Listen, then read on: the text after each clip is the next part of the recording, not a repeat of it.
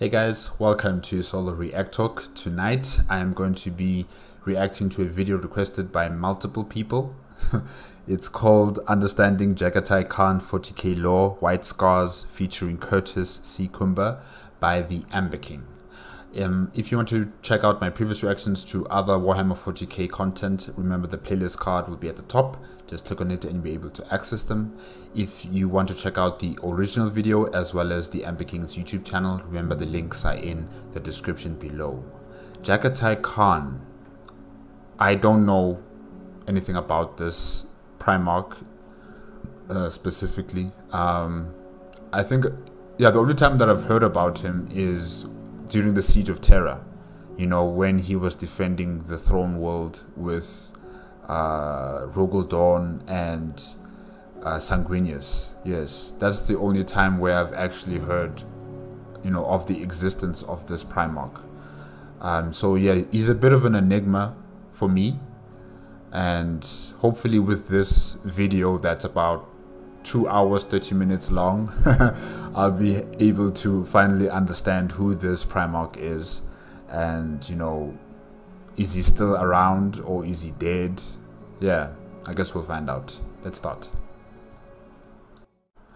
3, 2, 1, go. So I fight for a father I never loved, against a brother that I did.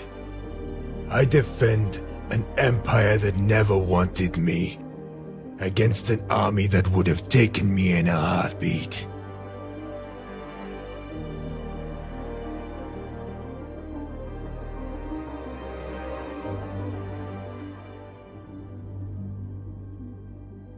Looking to support the Amber King channel?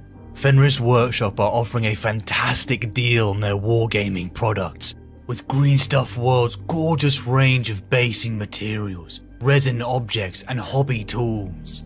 You can create the perfect scenery for your miniatures, from the snow-capped mountains of Fenris to the grassy plains of Chogoris, mesmerizing Xenos worlds, all the way to the crumbling ruins at the Siege of Terra. And for those looking to save money, get amazing discounts on the range of second-hand miniatures Fenris Workshop has available. Build that force you always dreamed about without breaking the bank. Fenris Workshop's Order of the Stormcallers loyalty program offers a fantastic range of rewards, cash back, loot bags of different sizes, exclusive merch, and special products, all for buying the equipment you need. Paints, basing materials, miniatures, and so much more are all available at fenrisworkshop.com. Thank you so much, Fenris Workshop, for sponsoring this video.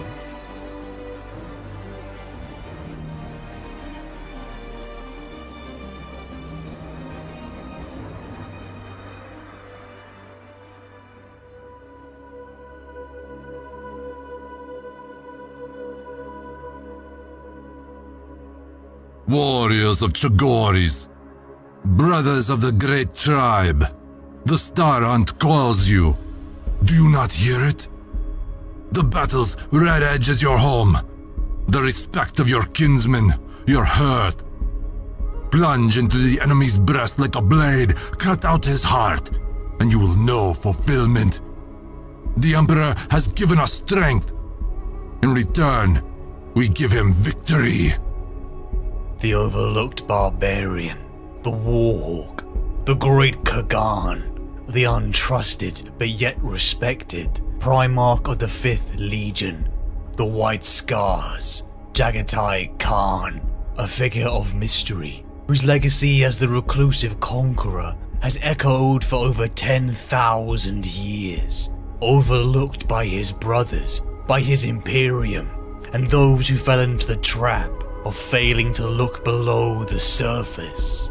The choices and decisions of this so-called barbarian Primarch shaped humanity forever. But who is the man behind the Warhawk? Who is underneath the mystery of the great Kagan? Who is the man, Jagatai, and what shaped him? Interesting, interesting. You know what? I love the artist's impression of Jagatai Khan, and I think that's one of his Astartes members in the Fifth Legion. You know, I really like the gloves, the way they're so bright red like that. You know, it's as if they already killed someone, and then, you know, the gloves were just painted with red like that. It's so different. Really, it's so unique compared to what I've seen with the other Astartes and the Primarchs, you know.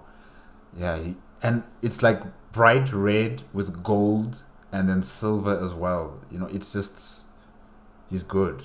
He's good. And he looks like someone who comes from Mongolia or something. I mean, even the name Jagatai Khan, it sounds like something from Mongolia or you know, the Russian eastern half of Russia or China. Interesting, very interesting. His story begins at the end of the 30th millennium. A gestation capsule was hurtling through the warp, claws and teeth scratched upon its reinforced surface as creatures of nightmare and madness tried to get to the prize within. Re-emerging back into real space, the battered capsule was interfered with. Divine hands took it within its clutches as it hurtled towards the grey, desolate world of Chemos. The capsule was redirected, its fate changed forever, as this mysterious entity swapped it with another, directing the burning treasure towards a new destination. The capsule began to enter a planet's atmosphere, hurtling down with all the grace and violence of a falling star, roaring and crashing into the earth. Amidst the smoke and fire, a child crawled out from the wreckage. Opening his eyes for the first time, he looked up to the azure skies. No fear or terror gripped him, only confusion. This child was special. He began to adapt, rationalize, and comprehend his surroundings at a speed and depth that was beyond an ordinary human. Alone, with no sense of who or what he was, the child began to wander his new temperate home. Deep. Interesting, very interesting. So, his capsule was interfered with, but by who? Who interfered with his capsule to land on a different planet instead of Chemos? Because that's the planet that he was supposed to land on, but then it was shifted over to Chagoris. So was it one of the warp gods, or was it another entity that exists in the warp that, you know, interfered with the destination of Jagatai Khan's pod? And what I also find interesting is that, you know, once he got out of the pod, he didn't know who he was. He doesn't know his name. Because I think it was Corvus Corax. He knew his name. I don't know about Conrad Kurz if he knew his name. I think he did. I think he did know his name as soon as he came out of the capsule. So it seems that some Primarchs know who they are. They know their names. And then there are some Primarchs who don't know anything.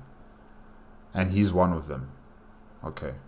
Within the Yasan sector of the galaxy, on a world dominated by lush greenery, soaring mountains, and azure seas, and great plains, this unique child wandered the planet of Mundus Planus, Chagoris, a world with a singular, vast continent. Chagoris was a world home to a human civilization that had suffered the devastating consequences of Old Night, the collapse of the galaxy-spanning civilization of mankind. For thousands of years, war storms had ravaged the sector, isolating Chagoris from the wealth and resources of its neighbouring worlds. Knowledge, power and wealth bled until humanity had regressed. The sword, bow and rudimentary black powder weapons ruled this feudal world. I'm surprised about that, you know. There are some worlds where the Primarchs landed on which are still technologically advanced even after the events of the Old Night, you know. especially like if you consider like Corvus Corax, his homeworld was still somewhat technologically advanced, like they had spacefaring ships and stuff like that. And Nostromo of Konrad Kurz, I'm not entirely sure how advanced they were, but you know, they had mega cities and they mined a lot of resources from their planet, and you know, they had to send it somewhere. So definitely I think they were also like a spacefaring community. Rogel Dawn also comes from a planet that had, you know, advanced technology, if I'm not mistaken. So yeah, it's just interesting how many of these planets, either they've fallen so far back technologically, either they're in like the medieval age, just like how the Amber King is describing Chogoris here with swords and bows and arrows. So yeah, either medieval age or late medieval age. And it's just interesting how things have just changed so drastically, even, you know. Would be to the far west, deep inside the vast steppe lands known as the Empty Quarter, that the child began to roam. At the banks of the Kuon River, the young boy caught his first glimpses of humanity. He saw a tribalistic people, his superhuman mind registering their weapons, their horses, all the information he could gather, but yet distinctly lacking an understanding of the people he was looking at. Ong Khan, the leader of his Talskar tribe, stared back at the seemingly helpless boy, and he knew immediately there was something different about him. His very presence inspired awe, but most distinctly was the fire in his eyes. Ong Khan declared that this child was a gift from the gods, and he took in this young boy, giving him shelter, food, a family, and a name, Jaghatai. The Talskar shared everything with Jaghatai. He was taught everything of their ways, their lifestyles, and the morality of tribal life.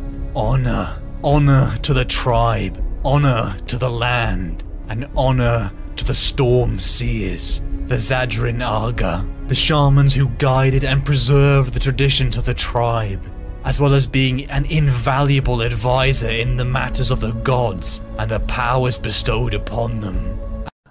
Okay, so sorry, the Amber King. So the Storm Seers, I would say they're like warp sensitive people, right? They're psychers.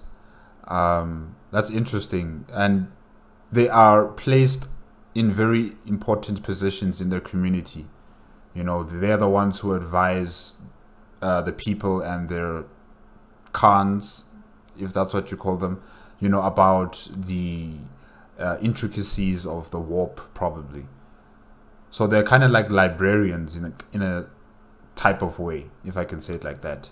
And yeah, so far it doesn't seem like they are causing any problems on this planet. Like, they're not being possessed by demons, or they're not, you know, being drunk in their own power, you know, using it for their own nefarious reasons or something like that. And it seems that the people are united with these Storm Seers. You know, they're not afraid of them. They respect them. They see them as valued members of their community, which is very different, you know, from other planets across the galaxy where terrible things have happened with people who are psychers. So yeah, this is also unique, I think, maybe only to Chogoris. And the lessons of control, lest the Yaksha, the demons, punish your pride and arrogance. The young Jaghatai began to grow quickly. Even his intellect and strength was progressing so fast, he would best even the adults in combat, and match and even outwit the wisdom of the Storm Seers. Not surprising, he's a Primarch. Jaghatai learned everything his people could give him, but most importantly was their spirit. On horseback, roaming the vast plains, the azure skies above, the sun on his face, feeling the adrenaline flowing as the wind hit his face, hunting, fighting off rival tribes, drinking the fermented milks and wine of his people, It was freedom, uncaged. That sensation of staring at a sunset, feeling in tune with the world. What would you give for that feeling? Yeah, Jagatai Khan's homeworld is far more hospitable than most of his brothers. You know, most of his brothers, either they were slaves or, you know, they were on planets that were in perpetual darkness and with criminality. Others, they were, you know, in military families, and, you know, they had a strict code of conduct on how they should act, how they should be, how they should lead their people, you know. And with Jagatai, it seems as if his homeworld is more free-spirited, if I can say it like that. Their people are very much close-knit, kind of family-orientated society. So yeah, he's living a far more nicer life compared to his brothers so far. I don't know all the other brothers and their histories and their homeworlds just yet, but so far the ones that I've heard of, you know, Corvus Corax, Conrad Kurz, you know, Logar, Rogel Dawn, you know, all these other brothers that I've heard of. So far, you know, their lives have either been orderly, or they've been in pain and suffering, or they're just lost in their society. Oh yes, also Perturabo. Yes, I can't forget that guy. Okay, let's continue. Jagatai was special. His strength, his intellect, his ability to understand and adapt was frightening.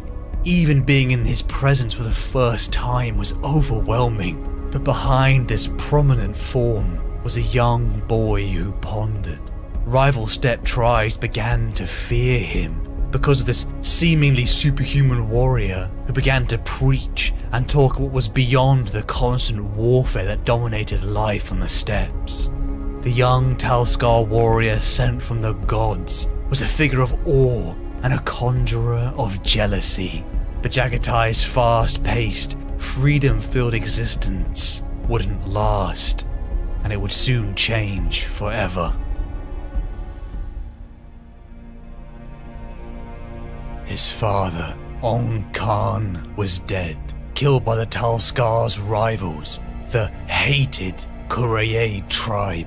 A rage so apocalyptic in its release gripped Jagatai. He screamed for vengeance.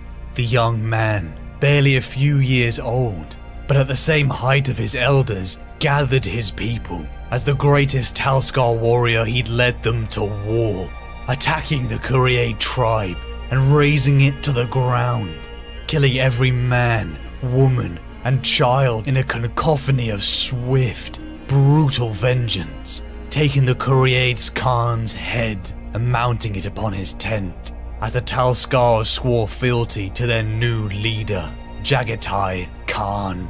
This brutality of tribal life was the other side to all that he loved about it. The vengeance was complete, tribal honor restored, but as the anger began to fade, the quiet, pondering boy was not happy. It was a waste, this pointless inner tribal conflicts. The spirit of Chogoris was within him.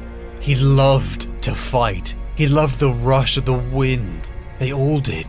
The people of the steppe. They were brothers, all of them. Perhaps it was a philosophy created in his superhuman mind, or perhaps it was in the blood. I think it's both.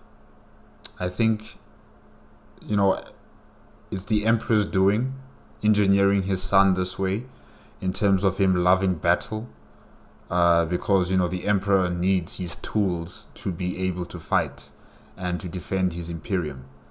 And also part of the spirit that's developed in him as he's living with the people of Chogoris, because, you know, they are also, you know, fighting and combative people. They're not just free-spirited and, you know, living their own rural happiness life. No, there's also war, there's also conflict, and and you know, just killing. So it's both. I think it's both. Jagatai Khan and his Talskars rode out, clashing with the other warring tribes. A combination of the brilliant strategies and exceptional prowess of Jagatai broke their enemies. One by one, they were all defeated. The tribes of Heilun, the Kilhan, Hauljar, Sezjak, and the High Zur, all at the feet of this new Khan, did not find death, but they were welcomed like brothers, absorbed into Jagatai's family, welcomed as Talskars. Yeah, he's doing the same modus operandi like all the other, well, some of the Primarchs, you know. Once they realize this is the world that they live on, and they see the inefficiencies of humanity, then they decide to stand up and begin the process of uniting their world under one banner, their leadership. And that's what Jagatai Khan is doing right now. And yeah, it's good. A fate unheard of in the millennia of brutal tribal warfare. The Malthuli, the irresistible force, bows to their Khan. Each splinter unit led by men who were promoted based on meritocracy, ending the old feudal ways of inheritance. Tribes that had warred, killed, and stolen from each other for centuries found themselves fighting side by side, riding in the saddle as one force, one army, one people. One force, one army, one people. Power. Bled together, drank together, and followed the vision of Jagatai Khan together. An unstoppable brotherhood of warriors. Imagine standing before the Khan, how earth-shattering his presence felt, how your admiration and respect flowed from the acknowledgement of his prowess and his greatness. The man who had bound your people together, each clan, fingers in a curled fist that smashed your enemies apart. It would be this great growing horde that would draw the attention of more dangerous foes. To the east, outside the empty quarter, lie great kingdoms and empires, feudal civilizations with black powdered weapons and high walls. Greatest of all was the Palatine, an emperor to a corrupt empire, whose packs of greedy, self-absorbed nobles would often roam the edges of the steppe lands, hunting and attacking the tribal people for sport. 10 summers after his arrival on Chogoris, as his tribe moved to their winter settlements, a vast avalanche caught Jagatai off guard, and he and his personal guard were swallowed up by the rushing snow. Alone, Jagatai survived, his loyal brothers all dead, and just as how he had arrived on Chogoris, he was again alone. It was in his journey to return to his people that Jagatai was attacked by a Palatine aristocratic hunting band. The arrogant men underestimated the tribal savage before them. It would be their last mistake, as Jagatai tore them limb from limb, fighting with blinding speed and aggression. One lone survivor returned, bearing a note from Jagatai declaring that the people of the steppes were no longer the Palatine's toys, alongside the severed head of a man who was the Palatine's very own son. The enraged Emperor of the East assembled an enormous force. Men clad in heavy steel with guns marched to Jagatai's home, but found not a pathetic gathering of tribes in simple girths, but a well-disciplined, motivated horde. The Mathuli strode out, and utilizing the speed of an entire mounted force, they tore the armored warriors apart, showering arrows as if the very heavens rained death.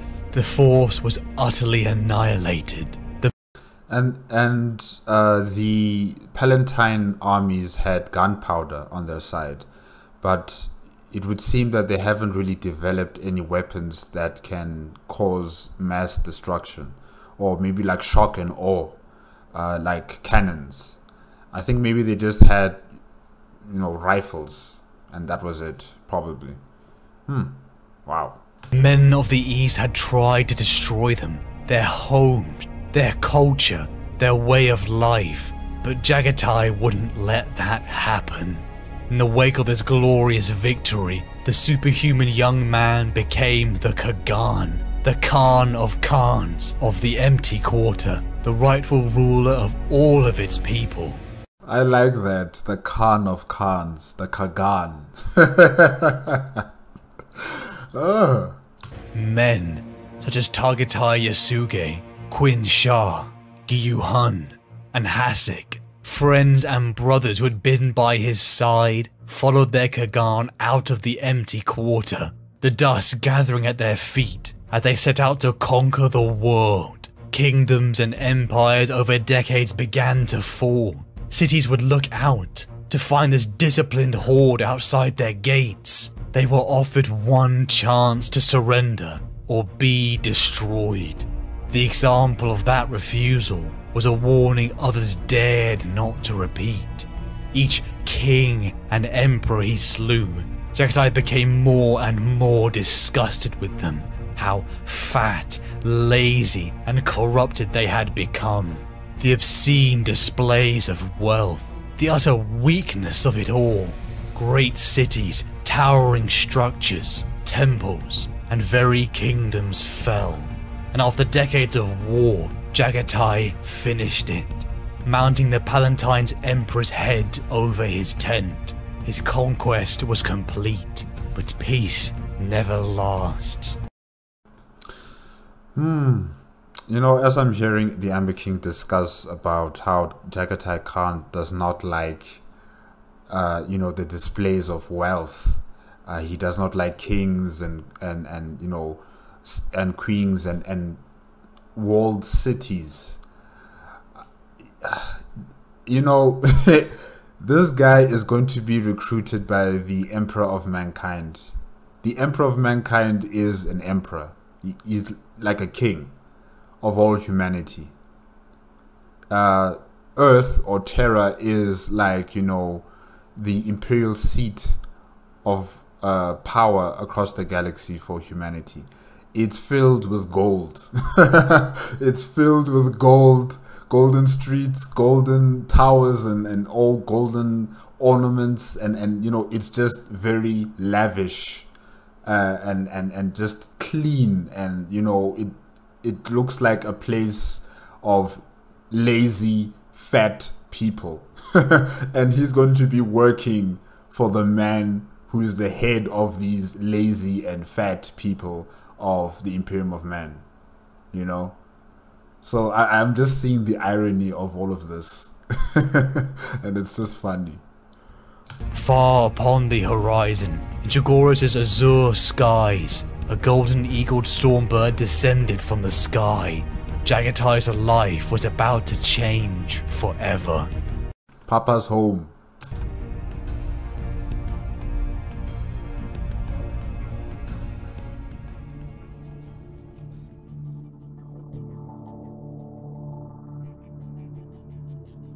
When explanations are hard to produce, lie after lie comes shining through.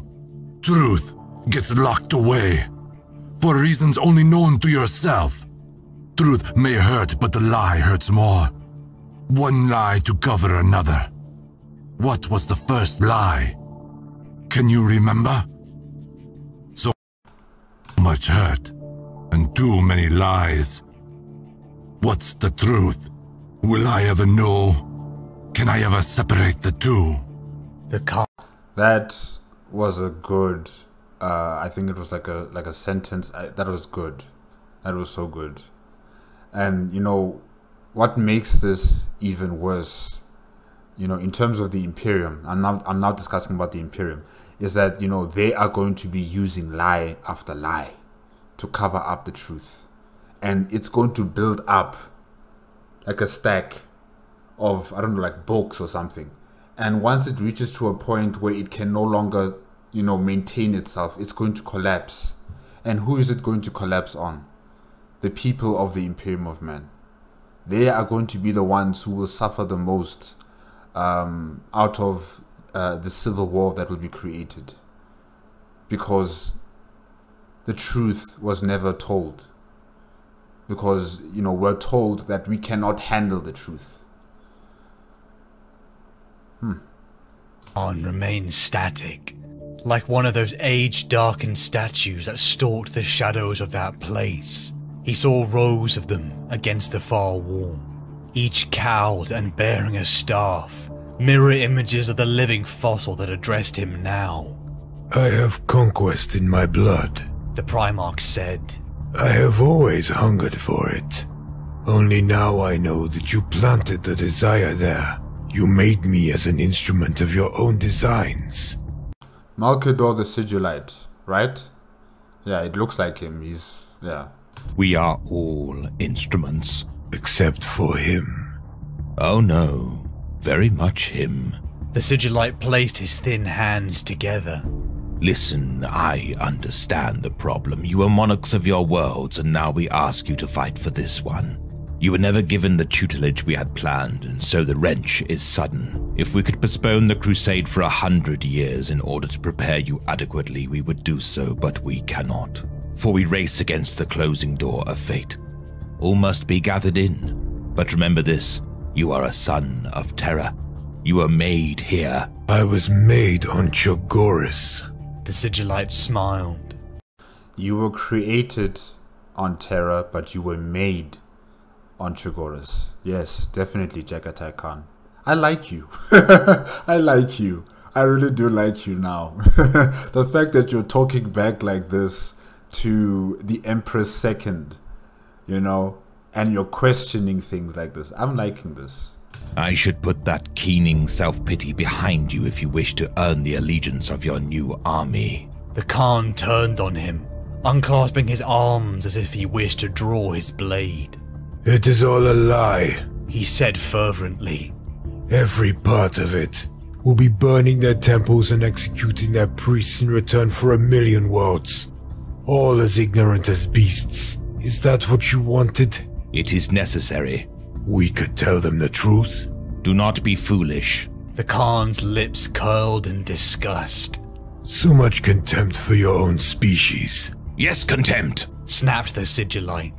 If you had seen what I have seen, watched what a human may become when left alone in the dark, you would share it. He collected himself. You were lucky, Jagatai. Your world was no Caliban. We tell you of old night and you barely believe us, but that is not how most places were. The lie is noble. It is there to protect, to guard, not to deceive. For they. But once that lie that is said to be noble turns wicked and dark and it consumes life, can you still defend that lie? Is it really worth it to defend that lie? Hey. They are not ready. The Khan turned away. When are we going to be ready? When are we going to be ready? When will you be satisfied with us, humans? Those who are not like you, Malkador the Sigillite or the Emperor. When will you be satisfied that humanity is ready for the truth? I don't think that day will ever come. I don't think it has ever come, because after the Civil War things have changed. The Emperor is entombed in the Golden Throne. You are dead,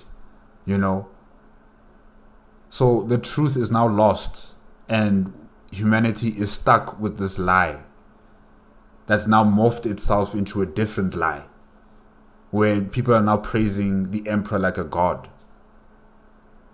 So when were we ever going to be ready for you guys? Stalking further into the shadows, there were other tombs there, smooth with age, the names on the surfaces impossible to read. I have heard this before, the Primarch said. There were empires on my homeworld that offered freedom to their slave castes, but only when they were ready. That moment, strangely enough, never came. In the end, they had to take it for themselves, to die for it. Even then, there were some who said the day had come too soon. He looked back at the Sigillite. The truth will come out. You won't be able to hold the blindfold in place, and once it slips, the fury of those you deceived will be limitless. Malcador nodded. Which is why we rely on you, on your exceptional power, on your tactical genius. It is not enough to conquer the galaxy. You must conquer it swiftly. Bring all under the rule of the throne before the patterns of fate change and we lose this one chance. I tell you no falsehood when I say that this is everything. All depends on this. We have mere decades remaining. Just the blink of an eye set against eons to accomplish it. The Khan smiled cynically. And when all is finished, then we will revisit the lie. When all is finished. The Primarch laughed, but there was no mirth in it. He tapped an armored finger idly on the lip of one of the tombs. I wonder some days why you gave us minds at all. Machines would have given you less grief. Less grief, surely. Less joy, too.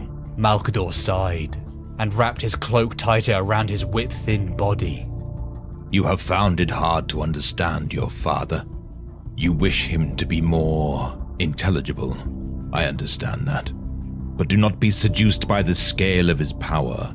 He has sacrificed more than any of us, and he does not use it for himself. A man may pursue a single goal and become the master of that endeavor, only to find himself weakened in all other pursuits. The Emperor battles daily with forces beyond understanding, yet you expect him to retain a mortal sympathy. The Sigillite shook his head. He walks the paths of eternity. Be thankful he is able to converse with you at all. That's nice to say, Malcador the Sigillite. That's all nice, that's all good to say. But he decided that he wants to become a father to these Primarchs. He is the one who is proclaiming them as his sons, you know? Each and every single Primarch that he meets, my son. What do you expect his sons to do? They want to have that relationship with their father. You cannot come here with excuses telling us that, you know, he's fighting battles beyond our comprehension. The children don't care about that. They don't want to listen to that. You know? You decided you want to be a father to these children, to these Primarchs. It was your choice. You didn't have to do it. You could have just made more custodians, you know? Or maybe, better yet, don't say that these Primarchs are your children. They're not your children.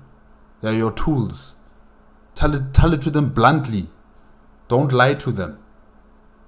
Or is it just another noble lie that you must tell to keep them in line? And how long did that last? The Khan thought on that, staring pensively at the tomb. And what is gained? If we lose, what are we? What victory is that? The only one possible, said Malcador. I cannot believe it. Then stay. Speak to him again. Listen to what he has to say. The Khan's eyes never left the tomb. His gaze, sharp as the raptor that had given him his moniker, seemed liable to bore into the granite. A tense silence fell across the chamber, broken only by the dull hum that always came up from the distant foundations, the one that made the earth tremble and the atmosphere feel thicker than soup. I suffocate in this place, he said at last. More words won't change that. He looked up. We already have our destination, the world he chose for us. There are enemies I will gladly slay for you. Perhaps when the hunt is underway and I have prey under my blades, I will see the truth of what you say. There is no truth out there that cannot be perceived from here, warned Malcador. Then I will have to come back, said the Khan, already restive, already moving. Someday, when the moment is right. Not before.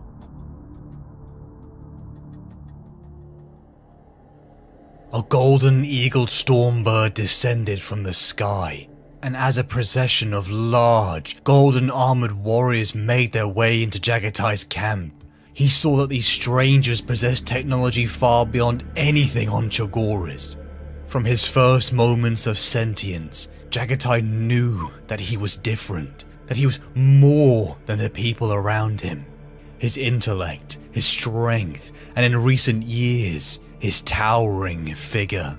Finally, the answers to that very question came as he looked upon his father, the Emperor of Mankind, flanked by an equally large figure, Horus Lupercal. To stand before the Emperor is akin to glaring into the heart of a fire, warm and blinding, but with an added sense of welling majesty and wonder.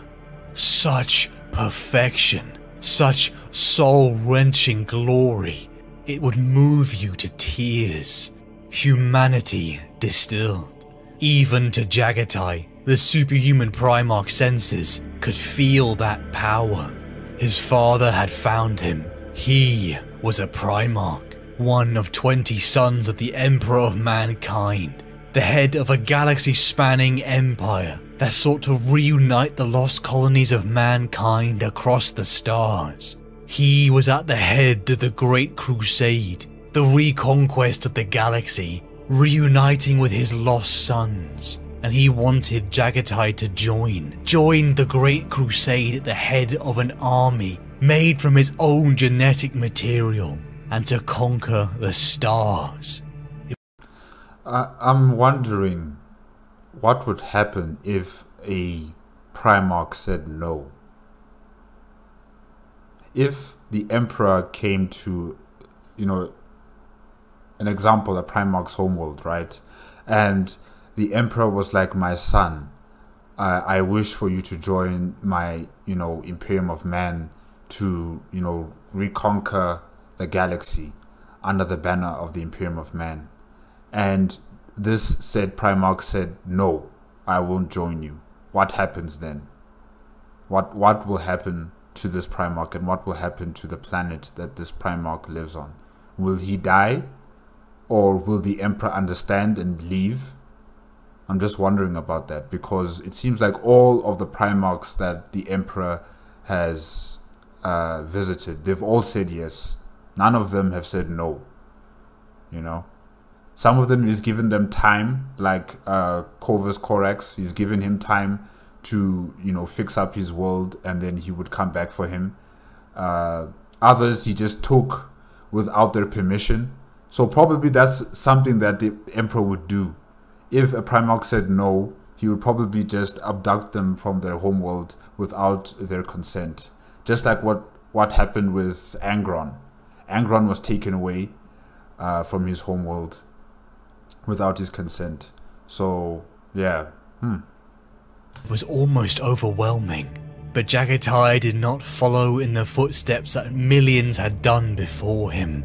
He did not throw himself at the feet of this new overlord, just how he had done throughout his youth. That brilliant mind began to ponder. His father before him, arrayed with technology that surpassed anything that he had dreamt of. That very technology could transform his world. Also the chance of conquest in the stars. An almost dream offer to a Jagorian. But yet he was an emperor. Jaghatai had seen many kings and emperors, all tyrants who eventually became corrupt and complacent. And perhaps worst of all, was there really a choice? What would happen if Jagoras was left in hands that only cared for its compliance? Jaghatai knelt before the Emperor and swore his fealty, the pragmatic choice, the lesser evil. The work began immediately. A call was sent out across the stars for the 5th Legion to reunite its splinter forces. Their Primarch had been found. The Adeptus Astartes, superhuman warriors created with the meshing of gene seed grown from Jaghatai's own genetic material. Faster, stronger, larger, and more resilient than any mortal man. As a legion gathered in the skies above Chagoris, the transformation began below. Targetai Yasuge, Quinn Shah, Gyu Hun, and Hasek, brothers to Jaghatai who had been by his side since the beginning, volunteered to undergo the transformation into Astartes. Many of the friends and Chagorian soldiers loyal to Jagatai would not survive this process. The success rate for adults was low, and the pain was at the very threshold of human tolerance. But such was their devotion and loyalty to their Khan that thousands endured it. As the 5th Legion, the Star Hunters gathered to Chagoris, and the recruitment of Chagorian Astartes began, Jagatai, Targatai Yasuge, Quin Shah, and Hasek headed to Terra, the capital of the growing Imperium of Man. The imperial tide of the Imperium must have been shocking to men who had at most seen stone walls around feudal cities. The smog, the towering structures, the immense overcrowding. This was what Jagatai had to protect his people from. Yeah, this kind of society is completely opposite to what's happening on Chagoris, you know. With them and their freedom to roam their lands, you know, unimpeded, to be one with nature in a certain kind of way, it is totally different to what's going on Terra. And, you know, the order and the buildings and everything else that is created by man. You know, this is the type of lifestyle that I think Jagatai Khan will never get used to, really. Considering where he comes from, you know, I don't think he'll ever get used to this. Face to face with the Emperor and his right hand Malkador, Jagatai's discomfort grew into outrage. He was asked to be more than a conqueror. He was asked to be an arbiter of a philosophy that challenged the fundamentals of who he and his people were. The imperial truth. It was a lie to claim that the universe was an ordered, rational place, an atheistic society, that things beyond human understanding lived within the warp was a lie.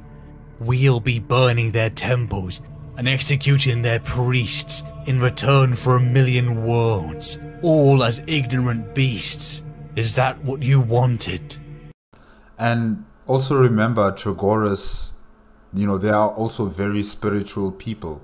And, you know, they have psychers who are attuned to the warp and who are respected in their communities, you know, who are called the Storm Seers. This kind of culture and religion, well, not really religion, but culture, yes, you know, that's on their homeworld of Chagoris, I think it's going to have to be erased. And people are going to start believing in the imperial truth. You know, that's going to destroy their society because it's the very backbone of who they are. So, yeah, this is bad. Truth may hurt, but the lie hurts more. That very so-called lie was integral to who he and the people of Chagoris were. Their Zadrin Aga, the Stormseers, drew upon that very power of the warp, guided and molded their people by it. It was a power they accepted, put boundaries on, and warded themselves against. Jagatai never lied to his people, never like the emperors and kings on Chagoris had done.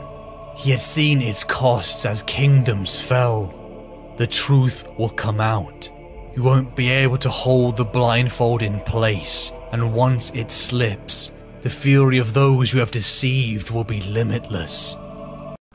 And, you know, why didn't the Emperor or the Imperium of Man, you know, the administration of the Imperium of Man, go to Chagoris, go and see how the people are living and coexisting with one another with psychers, you know? Go learn from these people. How are they able to do it? And then try to replicate that across the Imperium. You know, with all the psychers that are born, let them go through the same type of teaching and process that the Storm Seers on Chagoris go through. Because there's something that they're doing right on Chagoris, you know, that can be emulated across the galaxy. But maybe I'm thinking out of my ass here, so I don't know. I'm just trying to find solutions, you know, that would be beneficial for humanity in terms of the Psyker issue. Because, you know, Psykers, their lives, it's either they're going to die immediately, or they're going to die over time, or they're going to become these kind of slaves, you know, out of fear of what they are. And their lives are just going to be just terrible. It was complicated to serve his father, to bow to an emperor, to conquer the stars and reunite humanity, but burn their churches in the name of a lie. It was the way that they had made him, questioning, pondering, honest. Suffering from the confinement, Jaghatai and his son set out for Chogoris. One day the lies would be revisited, but for now, conquest awaited.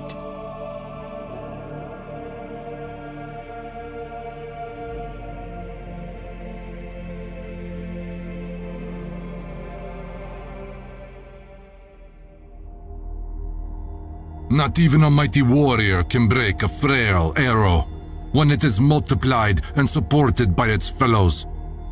As long as you brothers support one another and render assistance to one another, your enemies can never gain the victory over you. But if you fall away from each other, your enemy can break you like frail arrows, one at a time. If you can see us, we are dangerous indeed. But that is as nothing to the peril you face if you cannot see us. And all you can hear is our laughter.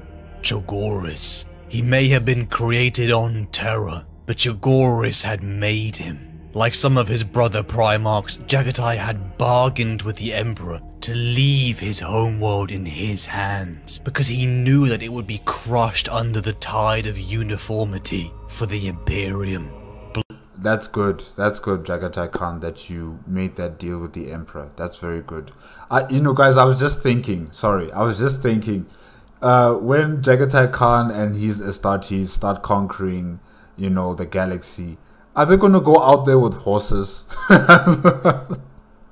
Are they going to go out there and, you know, charge with horses? Because I know in the Warhammer 40k, the Imperial Guard, or I don't know which regiment, but they do use horses on the battlefield, on other planets. So it is possible. I'm just trying to imagine an Astartes or even a Primarch, you know, cladded with their armor on a horse. That poor animal is going to just be crushed under the weight. Yeah, it's going to be weird. It's really going to be weird. Blood did not matter. It was heart. The spirit of Chogoris that had to be preserved. Culture bound men together, just as how he had bound the numerous tribes of the Empty Quarter under the banner of his Mathuli. The 5th Legion, the Star Hunters, sons born on Terra, veterans of the ongoing Great Crusade were ordered down to the surface and stood side by side with their newly elevated brothers from Chogoris. Thousands of soldiers, each bound with Jaghatai's blood within them. But blood was not enough for Jaghatai. Over 50,000 men assembled on the plains of Chogoris. Their Primarch stood before them. The enormous, powerful presence of Jaghatai awakening something within them all. Each Astarte, Terran and Chogoran were presented with a ritual blade, dipped in a poison designed to suppress their healing abilities. 50,000 men marked the form of a jagged scar across their cheek. With the wound still fresh, they discarded their old names, for that man was dead.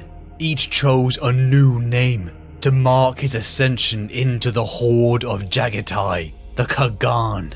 Their old way of life was gone. They were now one army, one brotherhood, one legion. They swore oaths to their Kagan and to each other. As long as you brothers support one another and render assistance to one another, Your enemies can never gain the victory over you. They were one. They were the Talskar, clad in white, and now they set out to the stars to conquer the galaxy. Jagatai's molding of his legion continued. He began to incorporate his ethos and tactics from what he had learned in his time on the steppe. Why are they called by different names? You know, first it's White Scar, right? And then there's Tall Scar. Why are they called by two different names?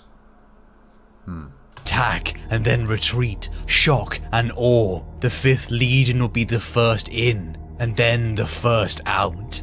They would attack with such blinding speed that all resistance would be washed away in a tide. World upon world would find this enormous, looming force blacken their skies, only to realize in their horror that they were already under assault, as a wave of superhuman warriors, clad in gleaming white armor, with an enormous figure leading them, would smash them apart. This armor is cool. And the green blades. Oh, this is cool.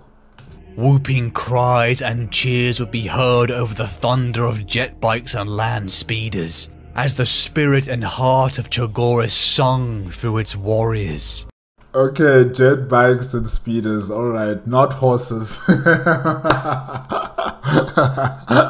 Oh, okay, that's good. That's very good. Because I was going to be really worried for the horses. Or maybe, you know, they'd make like genetically altered horses that could carry their weight. Maybe, yeah, I don't know. But they kind of sound like the Dothraki from Game of Thrones, you know?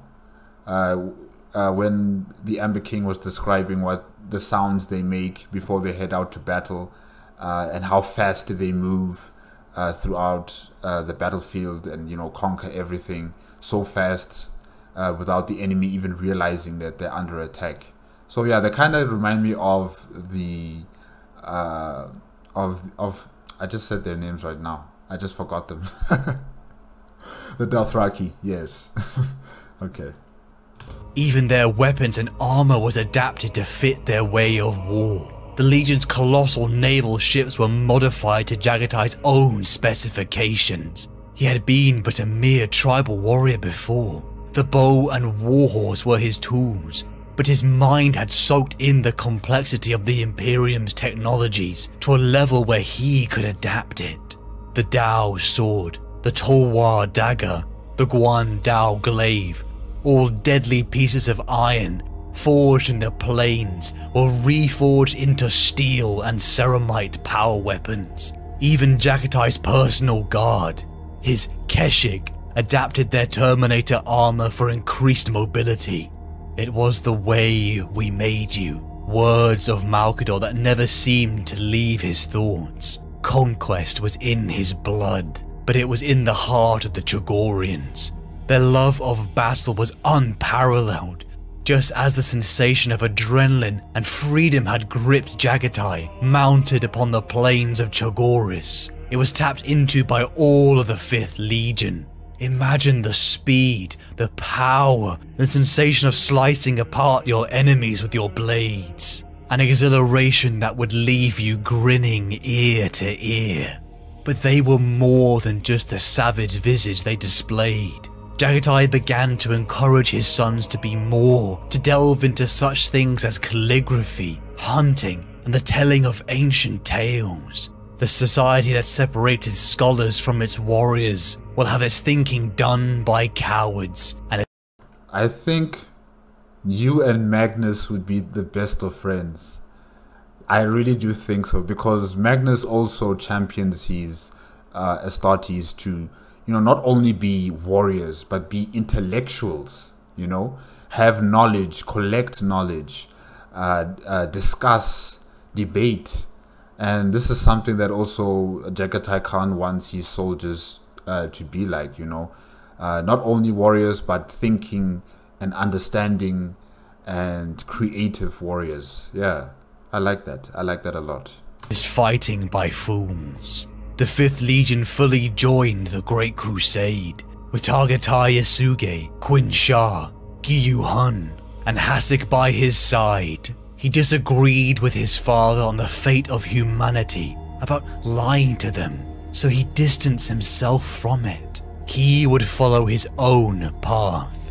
The 5th Legion began to disperse. Like an uncurling hand, the fingers outstretched to spread their grip on the stars. Each unit led by a son Jaghatai trusted completely. The 5th Legion spread from war zone to war zone, utilizing their lightning-fast raid tactics to overwhelm the horrifying Xenos and non-compliant colonies of mankind.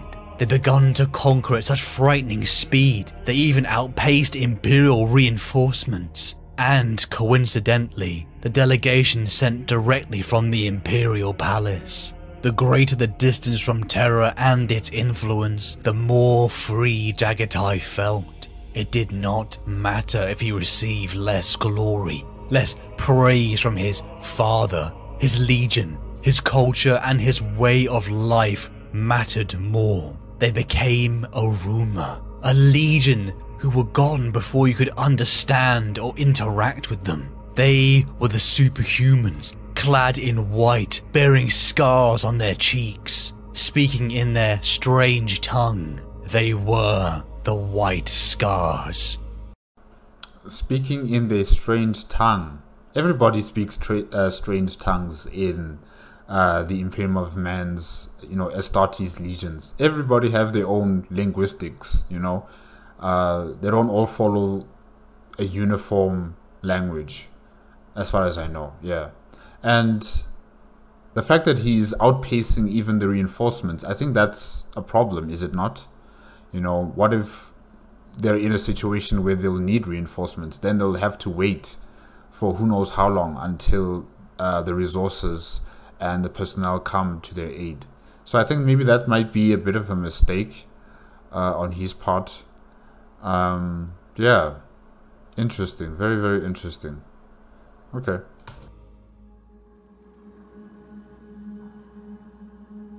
Sanguinius came up to his brother, a goblet in each hand, and handed one to the Khan. To fraternity, he said, raising his. No. not with Jaghatai Khan. There's no fraternity. To who? The Emperor? No. No, I'm sorry, Sanguinius. No, not this time. Wine was unctuous, heavily spiced, no doubt priceless. You must accept my apologies, the angel said, gesturing towards 2 immense thrones carved from mahogany and capped with ivory. My herald was mistaken from the outset. They tell me that Star Hunter is a name no longer to be uttered. No apology needed, the Khan said, seating himself awkwardly opposite his brother. Despite himself, he could not help staring at the way the whispering wing quill settled around the angel as he reclined, like a shimmering cloak of silver pinions. It means nothing to us. White Scar, said Sanguinius, amused, though not maliciously. Those are the 2 words now making us talk from Terra to Ultramar. Would it flatter you to know that you are a source of some fascination, brother? That there was a race among us to see who could corner you first? Not especially. No, I guess not. We were Talskar. That was the origin of it, the Khan said, for some reason, sitting there in the presence of this dazzling, ethereal presence. He felt there should be some explanation. A livery now as it was on Chogoris is white. They misheard the first, they observed the second. Their words, not ours. Sanguinius shrugged. We're all made into images for them. That is our purpose, you might say. He leaned forward, conspiratorially. And between you and me, he flashed his impossibly handsome smile. I'm not really an angel. The Khan laughed at last. And such things are impossible. Or so our father told me. Yes, I had the same conversation with him, somewhat awkwardly in my case. Sanguinius took a sip of wine. I've been hunting you for a while, Jaghatai. My compliments, your legion has learned some ship mastery. I thought my crews were good, but I believe yours could school them. We're used to staying on the move. Clearly, and the destruction of 9212. Impressive. Man, Sanguinius is such a cool guy. You know, out of all the brothers, he's so cool. I like him too. It's just that I think I like Jagatai Khan a bit more. But yeah, like he's amazing. Once I heard you had located the homeworld, I made for it, expecting you to be there for some weeks. You fought them before? On Melchior. The knowledge that they are wiped out gives me satisfaction, and they are, I take it, exterminated. All of them? The Khan said darkly. Then I relish the prospect of never hearing them mentioned again. Sanguinius cradled his goblet in the palm of his hand, swilling it absent-mindedly. All Xenos are foul, but my sons developed a particular hatred for those. Yeah, okay, this is a part of him that I forgot. That, you know, they don't really like Xeno races, and, you know, they take pleasure in exterminating, you know, other species and, you know, humans that don't comply. Yeah, this is something that I tend to push back in my mind and I forget. But, you know, hearing Sanguinius talk like this, it is so weird, bro. It is so weird. Ugh, it's a bit chilling. Then why were you not sent to destroy them? Your pardon? You had the measure of them. The Khan took a swig of his own. We used intelligence your legion had gathered. I wonder why you were not sent to finish the task. The angel shrugged. We had other battles. I've not been doing this for as long as you, but I'm not slow-witted. He placed his goblet beside him and leaned forwards in the throne. We were sent there to witness the depravities of devotion. Through this we were enjoined to understand the wisdom of the imperial truth. You do not see the need for it? I'm yet to be convinced. I'd heard the rumors. This is where you tell me that I need to understand the necessity, that we sheared them for their own good and that the deceptions are noble. For all that, they remain an illusion. Sanguinius said nothing for a while. He looked at his brother thoughtfully, the last of his smile dying away. You have psychers in your legion? He said at last. Of course. A librarius? Of a kind. Then that is already a refutation. The angel said. The populace can believe our powers are bounded by science. Even our generals, if they want to. We know it isn't. The Khan looked at his brother warily, as if cautious to avoid some kind of trap. And what do you suppose that leaves us with? I will not debate with you of gods and monsters. The angel said. But the Psyker cannot be avoided. Already there are those among us who wish to see them banished, shut away or blunted, lest they unlock something fouler within us. Those voices are growing stronger. Despite what you may believe, my wayward brother, the throne listens to its sons.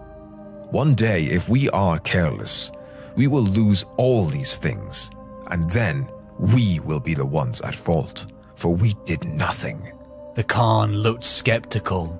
I care nothing for what another Primarch does. They won't stop at their own legions. Sanguinius remained reclined, almost languid, his pristine golden robes catching the candlelight. For the Puritan, there is no comfort in scouring one's own house.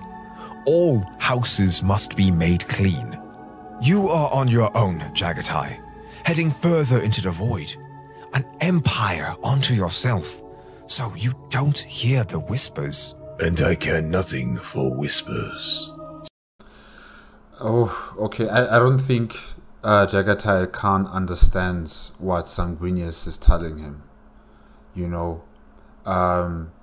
the Imperium is a game of thrones as well, if I could say it like that.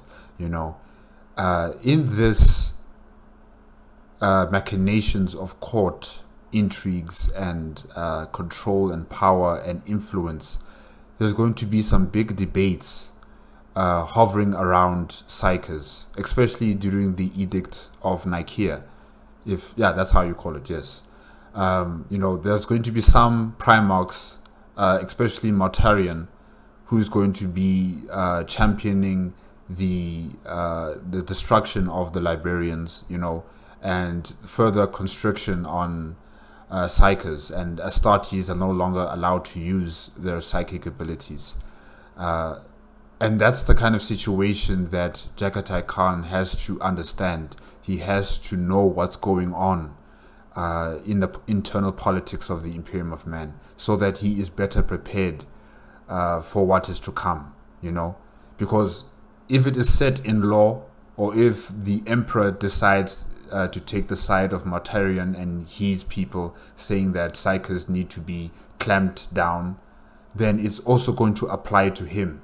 No matter how far he goes away from the center of power in the galaxy, eventually the law will reach up to him, and then he will have to comply. So Sanguinius is telling him that, you know, you have to have an eye and an ear on Terra and whatever else is happening around your brothers, you know. You have to know how they feel about certain things, how they understand certain things, and, you know, what are their gripes, what are their issues that need to be you know, elevated all the way up to the Emperor. You know, he needs to know what's going on with his family, with his brothers, or else one day he'll be caught blindsided, and he'll have that Pikachu face as he sees his Astartes, especially those who are Librarians, being taken away from him and told that they must be executed because of reasons, you know.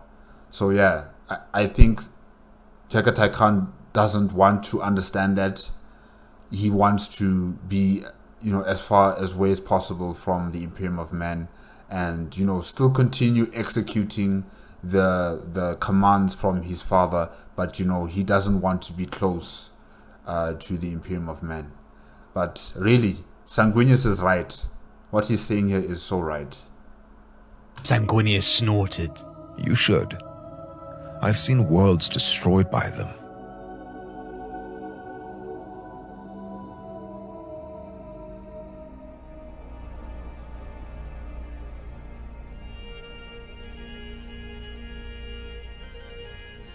Stop me, good people. Don't you see my temper is running away with me? Help, Master Common Sense. Are you afraid? Good Mistress Prudence, come to my aid. Stop me, Conscience. Stop me, I pray. My temper is running away. Dear Brother Kindness, snatch after the reins. Help, or my temper will dash out my brains. Help, or I'll get a terrible fall. Help, shame, caution, love, wisdom and all. I've never desired fellowship with any of you. Do not take that as pride, more like necessity. I find obligation to others difficult. Fraternity, all alone on Chogoris. Jagatai had seen that he was different from his people. He was more than just a mortal man. With the coming of the Emperor, that idea of being unique had changed forever. 20 Primarchs, brothers, crafted from the Emperor's own genetic material. Superhumans destined to be the generals of the Great Crusade, reuniting humanity under one banner. As the decades passed in his service to the Imperium, it was inevitable that his paths would cross with one of them, a brother, an equal. Horus had been there on Chogoris. The sight of him must have been intriguing. Just to be in his presence, you could feel his charisma shine. Horus saw beneath the facade of the savage, seeing the cunning, quiet intelligence. More interactions came over the decades. Sanguinius, Primarch of the Blood Angels, was an encounter hard to forget. His warming face, his ethereal presence, something made even Jagatai, the calm and closed-off man, want to speak. His brother had accepted his need for isolation, but warned that events inside the Imperium couldn't be ignored forever. And then Magnus the Red, Primarch of the Thousand Suns. Both Magnus and Jagatai's life had been shaped by sorcery. Magnus the Gifted One himself, the scholar who wielded the power of the warp to incredible heights. And Jagatai's life on Chogoris was guided and nurtured by his Zadrin Aga, the Storm Seers, the cultural rock of his people and their traditions, philosophy and way of life. He had been guided by Shinaz, perhaps his closest friend in the universe, his teacher and mentor who followed him to the stars, becoming Targotai Yasuge. Jagatai respected Magnus, as the two had so much in common. To I knew they would be friends. his other brothers, he was a mystery, something he intended to keep that way. Fraternity was obligation, and he had always wanted to escape obligation. Walls made him feel suffocated, be they physical or mental. Even his taste was different, compared to the lavish and ornate displays that every legion seemed to display in their weaponry, their armor, and their ships. Simple stretched hides, Chagorian pelts, and humble tribal food were the choice of the warhawk. Unlike many of his brothers, Jagatai had truly bonded to his people. To each Primarch and Jagatai, they'd always felt in some way removed from humanity. They were born rulers, they were saviors, they experienced the loneliness that comes from leadership, magnified by their magnanimous stature and earth-shattering presence. But to Jagatai, he did his best to be an equal. He was the Kagan, but he never put himself beyond the scrutiny of those who served him. The Kurultai, a council where all were free to voice their thoughts as equals. A tradition born in the steppe and retained on the galactic scale. Despite being a Primarch, Targotai Yasuge, Quinn Shah, Gyu Hun, and Hasik were more like brothers than sons. He had them and their council, so he had no void in his heart to fill. They understood where the rest of the Imperium misunderstood. Even their livery of Tal Scar was lost to ignorance and disinterest. The outsiders named them White Scars because of their lack of understanding. The Fifth sailed further and further into the void of the stars, content within their own company. As more worlds came under the shadow of the White Scars, Jagatai finally began to see more of what Malkador and the Emperor had tried to make him understand on Terra.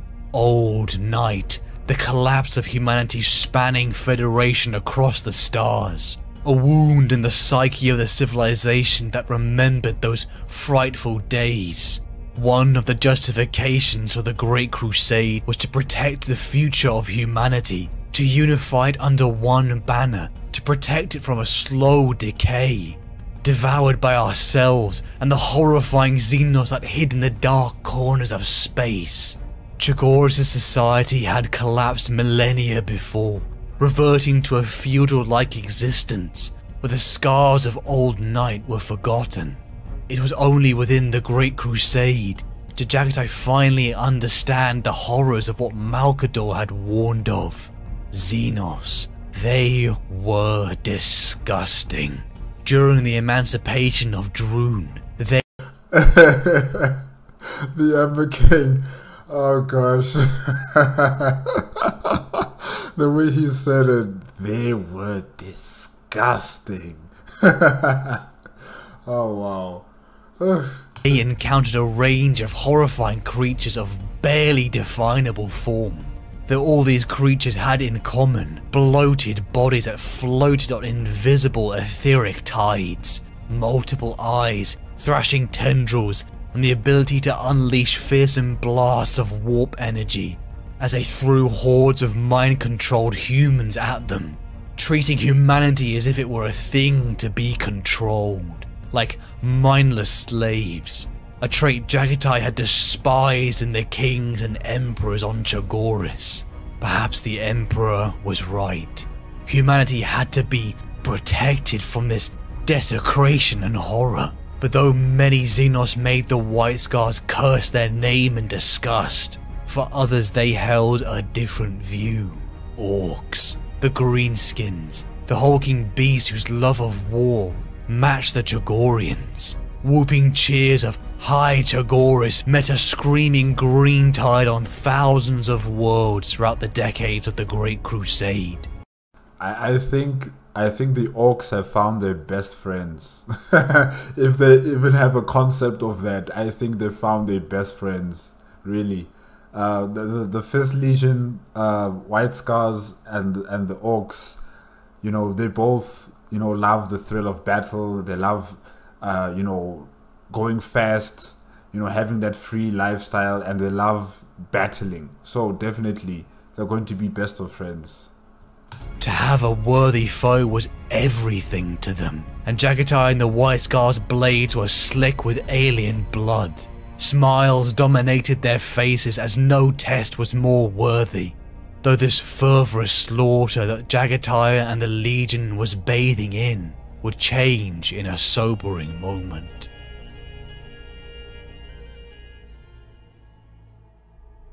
Side by side, the White Scars and the Lunar Wolves stood, cleansing another Orc horde. The campaign had been brutal, and the encirclement of the Orcs' capital had taken weeks of mind-numbingly brutal warfare. Jagatai and his White Scars utilized their speed to break apart and disorientate the enemy's line, whilst the slow, unstoppable tide of the Lunar Wolves crushed the weakened and confused Orcs.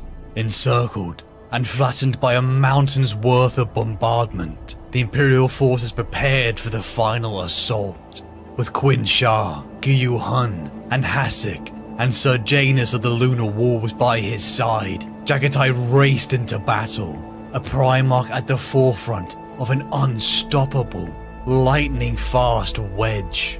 A movement he had taken from the plains and improved with the strength of Legiones Astartes. Fighting their way into the Orcs' capital, the clash began. To stand at its center, the cacophony of noise, heat, and blood would overwhelm you. Fighting with every ounce of strength and ferocity, the Orcs were being pushed back until Guyu Hun Khan, one of Jagatai's oldest friends, a man who had followed him from the plains to the stars, overextended. Jagatai screamed over the battle for him to pull back. First in, first out. But Guyu Hun held. His wounds were pouring, and in the melee rush, he was knocked back, falling into the emerging magma pouring throughout the holes of the previously bombarded surface. Jagatai halted, rushing over to catch the last moment of his friend, sinking into his blazing death. Jagatai stood frozen, and then with a scream that could shatter eardrums, he ordered everyone to pull away. Something had awoken within him. He broke into a run, first heavily, measuring his strokes, and then accelerating, faster and harder, until he had moved into that state the Chagorian sages called Alach Gech. The quiet smile had gone. The quiet cunning had gone. All that was left was the cold rage. His speed kept increasing. He became a blur, too fast for the human eye. He was hidden behind a curtain of severed flesh and thrown blood. A primordial force burning through the ranks of Xenos. The Orcs, a dull-witted, primitive race whose only reason for life was war, began to run. Their encoded love for battle, overwhelmed by the onslaught. Eventually the screams faded away, and all that remained was Jagatai, covered in alien gore. It must have been like witnessing a god fight. Breathtaking, haunting, life-altering. It was the way we made you. The words of Malkador echoed in his mind. Stop me, good people. Don't you see, my temper is running away with me. Had they placed that rage within him?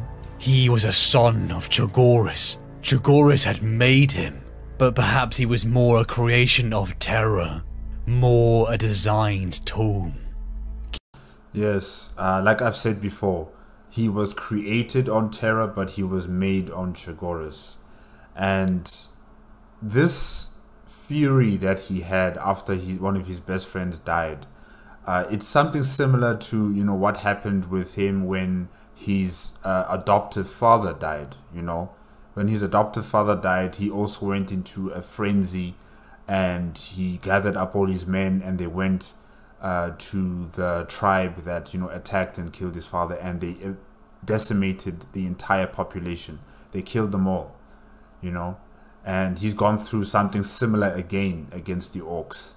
So yeah, like I said before, it's both sides. He was created on Terra, and he was made on Cho'Garis. Both of those energies, or both of those identities in him, you know, are dictating the way he acts and the things he does. So yeah. Yu'hun was dead.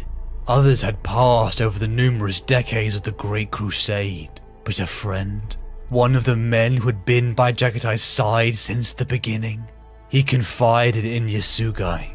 They knew that many of them would perish in this war. In fact, death on the battlefield was a fate they all desired, yet the sting still hurt, even to the superhuman warriors, even to a Primarch. Following the joint compliant action, Jagatai and the Legion returned to Cho'Garis. Quan Zu, the Legion's fortress, built high in the Kumkatra Mountains, was the only speck of Imperial influence and industrialization. Jagatai had ensured that the people of Cho'Garis were left to their way of life. It kept them strong, ideal for recruitment, and their traditions were not swallowed up under the tide of Imperial conformity. For their Kagan to return, it was a time for celebration and rest. A brief time where Jagatai could still roam the plains once more, with Yasugai and Hasek, taking in the sensation of freedom that he had enjoyed so much in his youth. It had all changed so much. One thing that all of them, even Jagatai, struggled with was the passage of time. They were all older. They had now lived multiple human lifetimes. Everything dies. Words from Yasugai, Jagatai knew to be true, but deep down he knew he would outlive them all. Something that saddened him greatly. Returning to Quan Zu, the Legion rested, even taking time to participate in its Cho'Gorian traditions. Jubal Khan, a rising star within the Legion, caught the eye of the Kagan, showing his prowess in an incredible duel, fighting with the methods of blinding speed and engaging and then falling back. Even his Cho'Gorian was perfect, yet this was a son of Terra. It was a hopeful sight. Jagatai's plan had worked, his unifying of the Star Hunters and the Tal Skar. But not all born of Terra fit so neatly. Others, born in that distant world, found themselves to be outcasts, and sought a place of belonging, a place where rank and homeworld didn't matter, a place in the warrior lodges. That does not sound good. That does not sound good. Oh, wow. So some of the 5th Legion's Astartes betrayed their own Primarch during the Civil War. They betrayed their own Primarch and they joined the traitorous legions.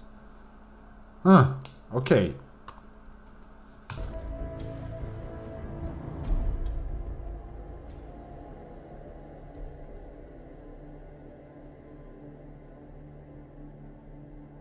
Some of us had it easier than others. Mortarion muttered. Fulgrim looked archly at Sanguinius. An awkward silence fell. You should not regret that, said the Khan. The other three turned, as if surprised that he had a voice. The hardship. Mortarion glared at him sourly. His pallid flesh almost matched Ulinor's overcast, humid skies. I don't regret it, he said. I could only regret that only some of us gained our father's favor, though. I could regret that. Sanguinius took a sip of wine from his glass, serenely unconcerned. Brother, you should be pleased for Horus. Why? Mortarion's expression was pinched. Because he was found first, had the longest to work with his legion. If it had been you on Chthoniya, if it had been me, we might have been in his place now. Fulgrim sniffed. Speak for yourself. Being War Master is not the only accolade. Sanguinius laughed. No more talk of your Palatine Aquila, brother. You will make him more jealous. I'm not jealous. Not of Horus, nor of you, scowled Mortarion, missing the humor in Sanguinius's voice. And you see how the brothers are squabbling for their father's attention and their father's admiration, and, you know, for them to be recognized by their father. This is something that, you know, the emperor should have been working on with his sons. But we're told that, you know, he has far more important things to deal with. You wanted sons. Here they are. Here they are. You don't understand the problem. Fulgrim leaned forward, clasping his long hands together. Which is? While he was leading us, we fought to gain even a glance or gesture from him. That was acceptable, for none of us are his rival. Nothing in the galaxy is his rival. Now we will fight to gain a glance from Horus. But Horus is not the architect of this. He is just one of us. It will lead to trouble. Fulgrim shot a tolerant look at Sanguinius. He is jealous. The Khan shook his head. Fulgrim could be irritatingly stupid. No, he speaks the truth. It should never have happened. Sanguinius looked at the Khan thoughtfully. I thought you, of all of us, would feel joy for Horus. The Khan... I think you misunderstand him there, Sanguinius. Jagatai Khan is a leader, like, he's a hands-on approach kind of leader, right? He rarely delegates his power and authority to other people, you know, unless, like, he completely trusts them, and, you know, he doesn't just sit back and allow others to do the work while he just sits and he does other things that are not important really, you know, to the safety and security of his empire. And that's essentially what the emperor is doing right now. He is giving over the responsibility to his son, Horus Lupercal, while he goes back to Terra and finishes his project. But of course, nobody here knows how important this project is, because the emperor, in all of his wisdom, thought that it was best that he would keep it a secret from his sons, you know. And Jagatai Khan doesn't like that in a leader. He does not like a leader or a king or an emperor who, you know, sits in his throne and, you know, eats food and has parties and all that stuff, while his soldiers are left out there to do everything in the name of the empire. No, he likes it when the leader is also hands-on on any situation. So I think maybe that is something that Sanguinius also doesn't understand in his brother. Yeah. Or maybe I'm wrong. I don't know. Let's hear. On shrugged. He is the best of us. I begrudge him nothing, and I have told him so. But it should never have happened. So should it have been you? Asked Fulgrim. Acer Fulgrim! Quietly, Mortarion snorted again, but Sanguinius said nothing. I wouldn't have taken it, said the Khan. Of course you would have, said Fulgrim. The Khan shook his head. I have no use for another title. My people give me enough. Sanguinius smiled. My brother, I think you are the most inscrutable of us all. I know what Rogel wants, and I know what Rabute wants. But even after so long, I have no idea what you want. He wants to be left alone, said Fulgrim. to shoot off into the stars and hunt down Xenos on those delightful jet bikes. Well, at least this time you're correct, Fulgrim. They're devilishly fast. I heard from a contact on Mars, Yagatai, that you do strange things to your ships. The Khan shot him a heavy-lidded stare. I heard you do strange things to your warriors. No. Jagatai, no, man, don't go there. Don't go there. What do you mean? Hell. No, I have dirty thoughts. No. Grim's slender face briefly flared with anger, but Sanguinius laughed. I wonder which one of you would win in a duel. The Khan would win. angel mused. Name the place, brother. Fulgrim said to the Khan. I'd even travel to Chogoris, if you built a palace to keep the dust from my armor. The Khan felt the insult. It stabbed at him, deeply, but his expression never changed. They could never know, none of them, how much their close fraternity rankled him. You would lose, said the Khan. Fulgrim grinned, but there was something fragile in it. Oh? You would lose because you treat it like a game, like you treat everything, and I would not. You would lose because you know nothing of me, and I know everything of you because you shouted from the turrets of your battle cruisers. My prowess remains unknown. You have some reputation as a swordsman, brother, but I make no boast when I tell you I would leave you choking on it. Fulgrim's cheeks flushed. For a moment, he looked like he would go for his blade. As ever, Sanguinius' calm smile soothed the moment. Sanguinius, you love this. You love this interaction between your brothers. You love the chaos. You love watching them fight. And then when it becomes too serious or too hot, and then you interject. And then either you offer them wine, or you're clapping your hands, or you're laughing, or you just talk. You are a very devious brother. Out of all your brothers here, you are just very naughty. Now I regret bringing this up. In the cause of peace, shall we put this stupidity behind us? We are not at war, and never likely to be, and that is truly a blessing. Who'd have thought it? Said Mortarion to the Khan, a shrewd glint in his rheumery eyes. You do have your pride. As do you. Then what would be the wager on us, brother? Asked Mortarion. What would you pay if we fought? The Khan sighed. No, I grow tired of... Tell me. Mortarion insisted. Or do you only consider the odds with sword dancers? The Khan stared back at him.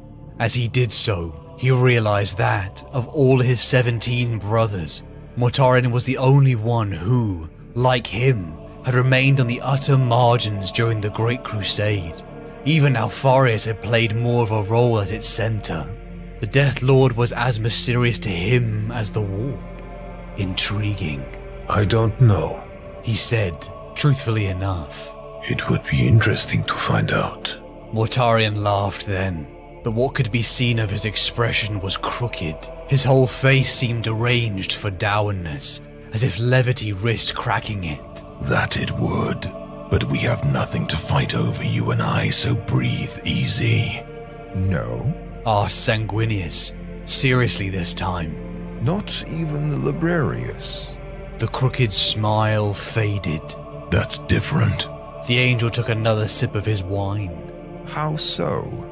You've not heard the news then. Our father has taken the matter in hand. I know you take your creation seriously, but you must know it couldn't be suffered to go on. Fulgrim looked intrigued. What do you mean, taken in hand? There will be a reckoning. The Death Lord shot a wry glance at the Khan, as though reveling in some secret knowledge that would become public very soon.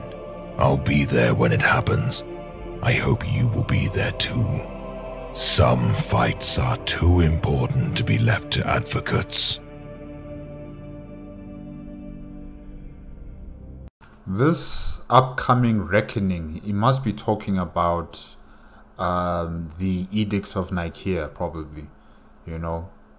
And I don't remember Jagatai Khan being in that meeting. I don't think he was there, probably. And that's unfortunate that he wasn't there. Because I think his voice would have been a better option instead of Magnus the Red, because his speech was very... it was a lot to take in. It was a lot to take in, and he was throwing shade on his brothers, and it did not sound good. It was not good at all. So, yeah. Nearly 2 centuries of warfare. Thousands of worlds conquered, and millions of Xenos and non-compliant colonies have been slain. It was in the ashes of the Imperium's greatest victory over an enormous greenskin war that the Imperium changed forever. Ullanor, cleansed of alien filth at the dawn of the 32nd millennium, held a muster of billions of superhuman and mortal warriors. Horus Lupercal, Primarch of the Lunar Wolves, was named War Master. The Emperor himself handed the responsibility of the Great Crusade to his most favoured son. It was a mistake. Jagatai had seen the fate of emperors who stood back, how depraved, corrupt, and selfish they became. Why did his father leave the conquest? Why did he not tell them why? More lies he knew was justified under the guise of doing what they thought was best for humanity. The dynamic had changed forever. At a time when Jagatai had needed a brother, a friend, not a superior officer. The Librarius, the Chagorian Stormseers, the backbone of Chagoris, their guides from the plains all the way to the stars, were under threat. A divide had been growing over the latter decades of the Great Crusade.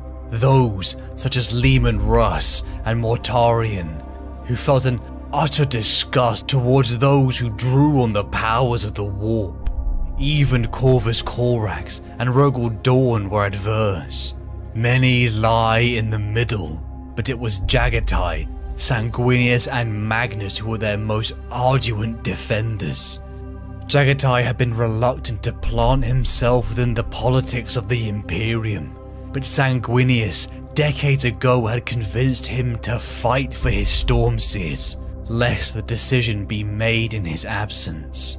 Over the latter part of the Great Crusade, Jagatai and Yasuge had tried to show Horus the necessity of having Psykers in their arsenal, displaying on numerous campaigns his Stormseers' effectiveness in countering other Xenos Psykers, but the chance had been lost. Horus was now War Master, the commander, the one who could not be shown to pick sides or have favourites. Jagatai had lost an ally, but he could also feel he was losing a friend. There was a chasm between him and Horus, a distance bred from the hierarchy. They could both feel it. Fraternity was obligation. That old feeling kept creeping in as Jagatai left the muster of Ullanor, frustrated and disheartened, though he did not leave alone. Iliara Valion, a member of the Departamento Munistorum, was assigned to the 5th Legion at the dawn of this new era. The elderly woman, born on Terra, with a photographic memory, proved to be adept at all things logistical. She was a counterbalance to a legion that already had its eyes upon the next target, often overlooking what was left behind. Jaghatai and Ilya over the coming years forged a bond. Over drinking wine and playing Go together, Jaghatai, the free-spirited superhuman, with the orderly Terran-born mortal. Though the presence of the Primarch had made her feel nauseous and even lightheaded in the beginning, the elderly general was able to look Jaghatai in the eye, to stand face to face and offer her wisdom and experience, something that became invaluable in the coming campaign. Chondax, the fortress world inhabited by the remnants of the vile greenskins that had fled Ullanor. The beginning of the grueling campaign aligned with the reckoning Jaghatai's mysterious brother Mortarion had spoken of. The Council of Nicaea. Assembled. The Council of Nicaea, not the Edict of Nicaea. Or is it also the Edict of Nicaea? I forgot. I'm sorry. From the highest bureaucrats, senior Astra Militarum, and a representative from all of the Adeptus Astartes legions, the Fabricator General of Mars, Malkador, and even the Emperor.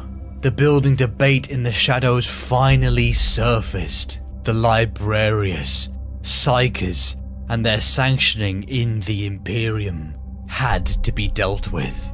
Two sides had been drawn. Magnus, the Blood Angels, and Jaghatai, the Librarius.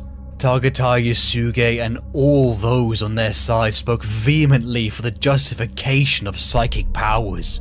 But everything came tumbling down with the revelation of Magnus's arrogance, that he had delved into warp sorcery. He had gone too far. The pro-psychers failed. Yasugai feeling immense guilt for failing his friend and Primarch. The accumulation of decades of work, the crafting of a new Librarius rules created by Jaghatai, Sanguinis, and Magnus had gone. Jaghatai had often warned Magnus of his need to push limits, and now its cost was the Chagorians' way of life. But the message wouldn't reach the Kagan. Horrific warp storms began to form around Chondax. It made Ilya uncomfortable, but Jaghatai, in truth, was all too pleased to be out of range, forgotten, misunderstood, left alone.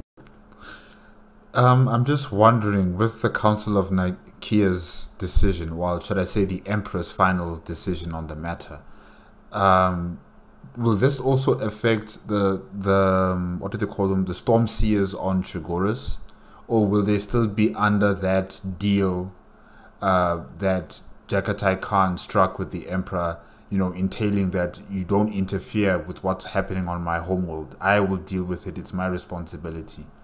You know, I'm just wondering whether that is still going to continue, or are they also going to have to comply, you know?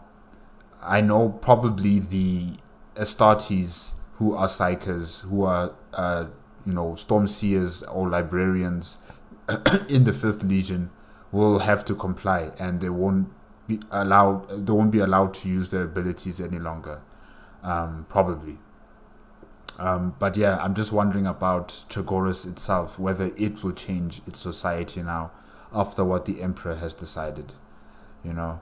And yeah, like all of the work that these Primarchs, you know, gathered up and, you know, tried to present it to the council, it is all for nothing now after that speech that Magnus the Red, you know, told to the rest of the council. So yeah, it's truly unfortunate. It's really, really unfortunate. With Quinn Shah, Hasek, and his white scars, and a green tide in front of them, the 5th Legion headed to war.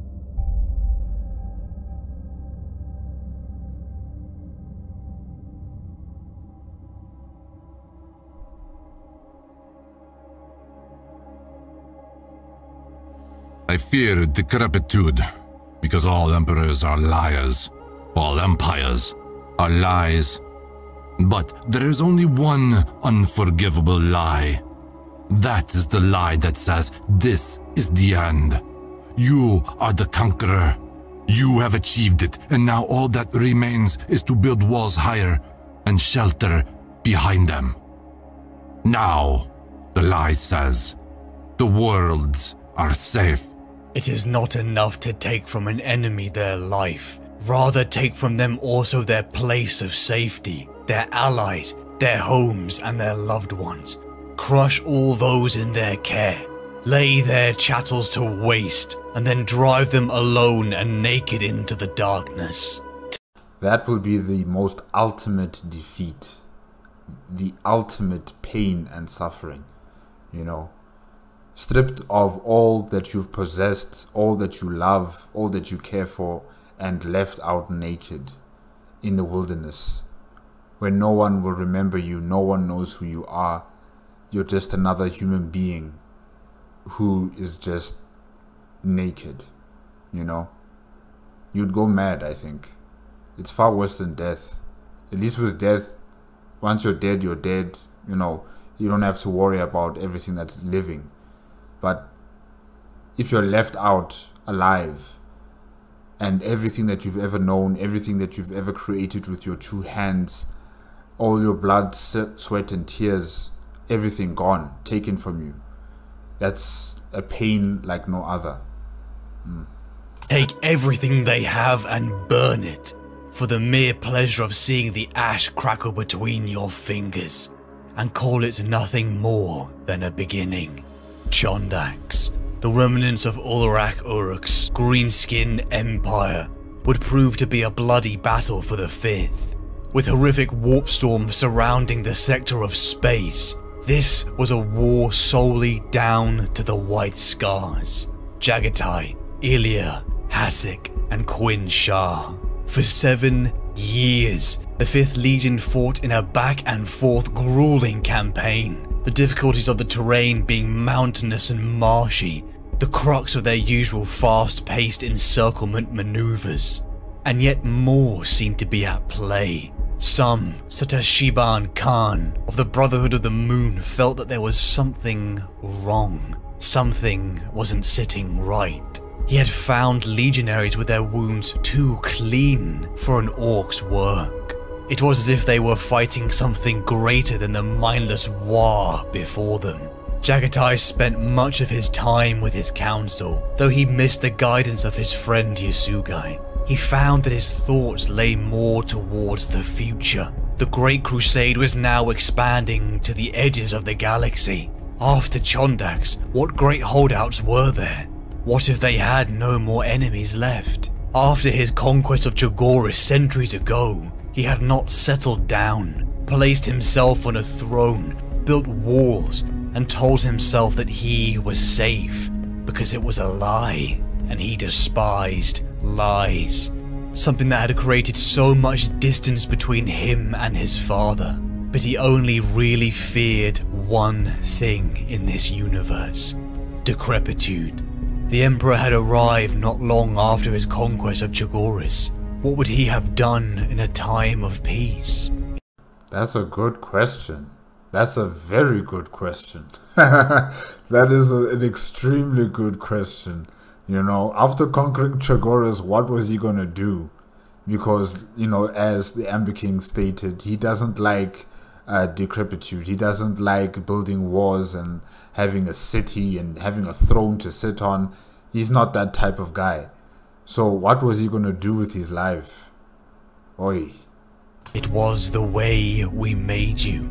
The words of Malkador. They had made him a hunter. Conquest was in his blood. They had made him uncomfortable with peace, lest in a way he fall to corruption. To live without purpose as humans leads us all down a spiraling path. What would you do if that hollowness took over you? Would you lie to yourself and say that you are strong when there is no goal to achieve? But perhaps that fear would never come to pass, in a manner that Jaghatai would have never suspected. After years of brutal war, Jaghatai and the White Scars finally achieved victory. But at the precipice of this campaign, a fleet belonging to the 20th, the Alpha Legion, burst from the warp, assembling before the 5th Legion. Any communication was met with pure, dreaded silence. 2 Astartes fleets stared at each other. Astropathic communications began to flood in. Through the tumultuous warp storms, Leman Russ of the Space Wolves had turned traitor. Magnus the Red and his 1,000 sons had been slain. The homeworld of Prospero destroyed. The War Master orders the 5th Legion to engage the traitor and bring him to justice.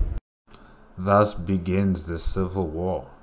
Madness. Jagatai's mind began racing. His friend Magnus, was he truly dead? Russ was a traitor. So much power concentrated in so few hands. Look at this madness. Attention spread across the thousands of White Scar warriors and legionary personnel. The possibility of fighting another legion, the horror that battle would entail, was a sobering thought. More astropathic communications came through. Rogel Dawn of the Imperial Fist orders the White Scars to return to Terra and defend it alongside the Space Wolves. The War Master has turned traitor. More came flooding in. Leman Russ of the Space Wolves requests the White Scars' aid against the Alpha Legion. It's a mess. It's a mess, and you don't know who to trust. So what does Jagatai Khan do now? They have turned traitor. Someone was lying. Was this Alpha Legion blockade the deception? Did they want Jagatai to return to Terra? Did Russ speak the truth, and they were being held above Chondax? Or were the 20th simply waiting to see which side the 5th chose? Jagatai hated the lies. Perhaps none of them were speaking the truth. They were the 5th, the White Scars, Ordu Jagatai, and they were slaves to no one. He would find the truth for himself. It's interesting, really, that, you know, the 5th Legion has been away from the politics of the Imperium of Man, but the politics of the Imperium of Man has caught up to them, you know.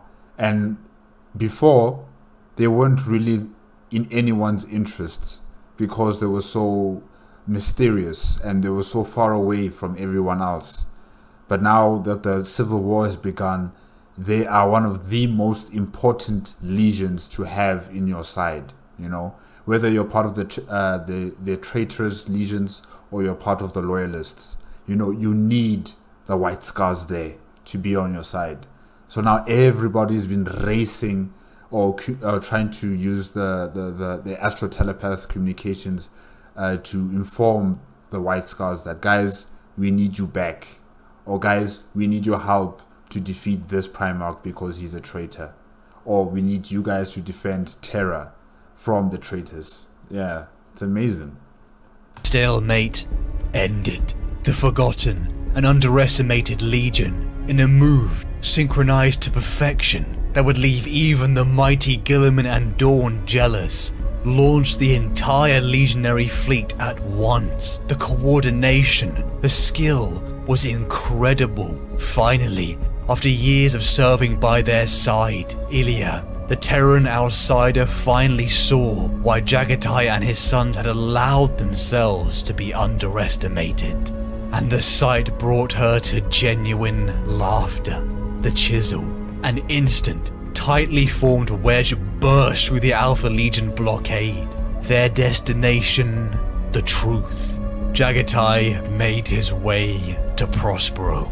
After days, unnerved, trying to decipher the truth, the White Scars finally arrived, only to find a husk.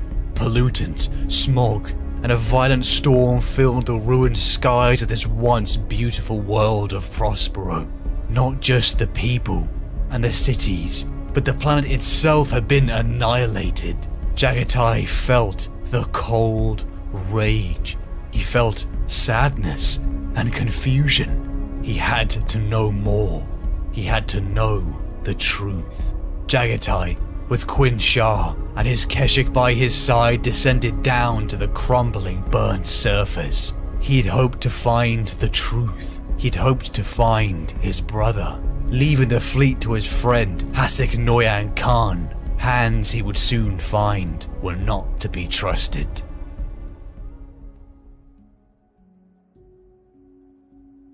No. The Khan stood up again. Whatever you are not Magnus. You don't even sound like him. Magnus shrugged. Believe what you want. Perhaps I am not Magnus. I used to be, that is certain. But maybe what counts as myself is not what it was. Part of me dwells elsewhere, on a barren rock halfway across the cosmos. Part of me is here, lingering like a stench of a carrion.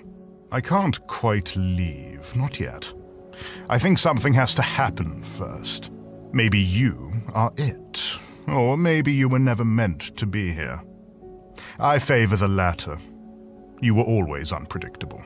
I came to find a friend, said the Khan distastefully. Whatever else had happened, I thought I could come to you for counsel. Magnus looked hurt. Do not be harsh, Kagan. Only a part of me resides here, slinking in the shadows. The better part is elsewhere, pondering loftier things. Soon he, or I, or we, will come to a judgment. What will that be? I don't know. I really don't. Lorgar sends me pleas almost daily, reminding me what Russ did here. He thinks we are kindred spirits. Touching, really. Magnus paused and stared down at his flickering hands. Sometimes, though, I still think there might be some way back. I see it as a maze, one in which all I have to do is find the route through. Perhaps the Emperor will forgive. If he survives what I've unleashed, perhaps he will. Then Magnus's spectral eye flickered up at the Khan again. But you, Jaghatai, what is your choice? The Khan shook his head. We are who we are. No one's slaves. Magnus laughed. That's not good enough. You have to choose. If what you say is true, then the dream is over. It will be each legion alone.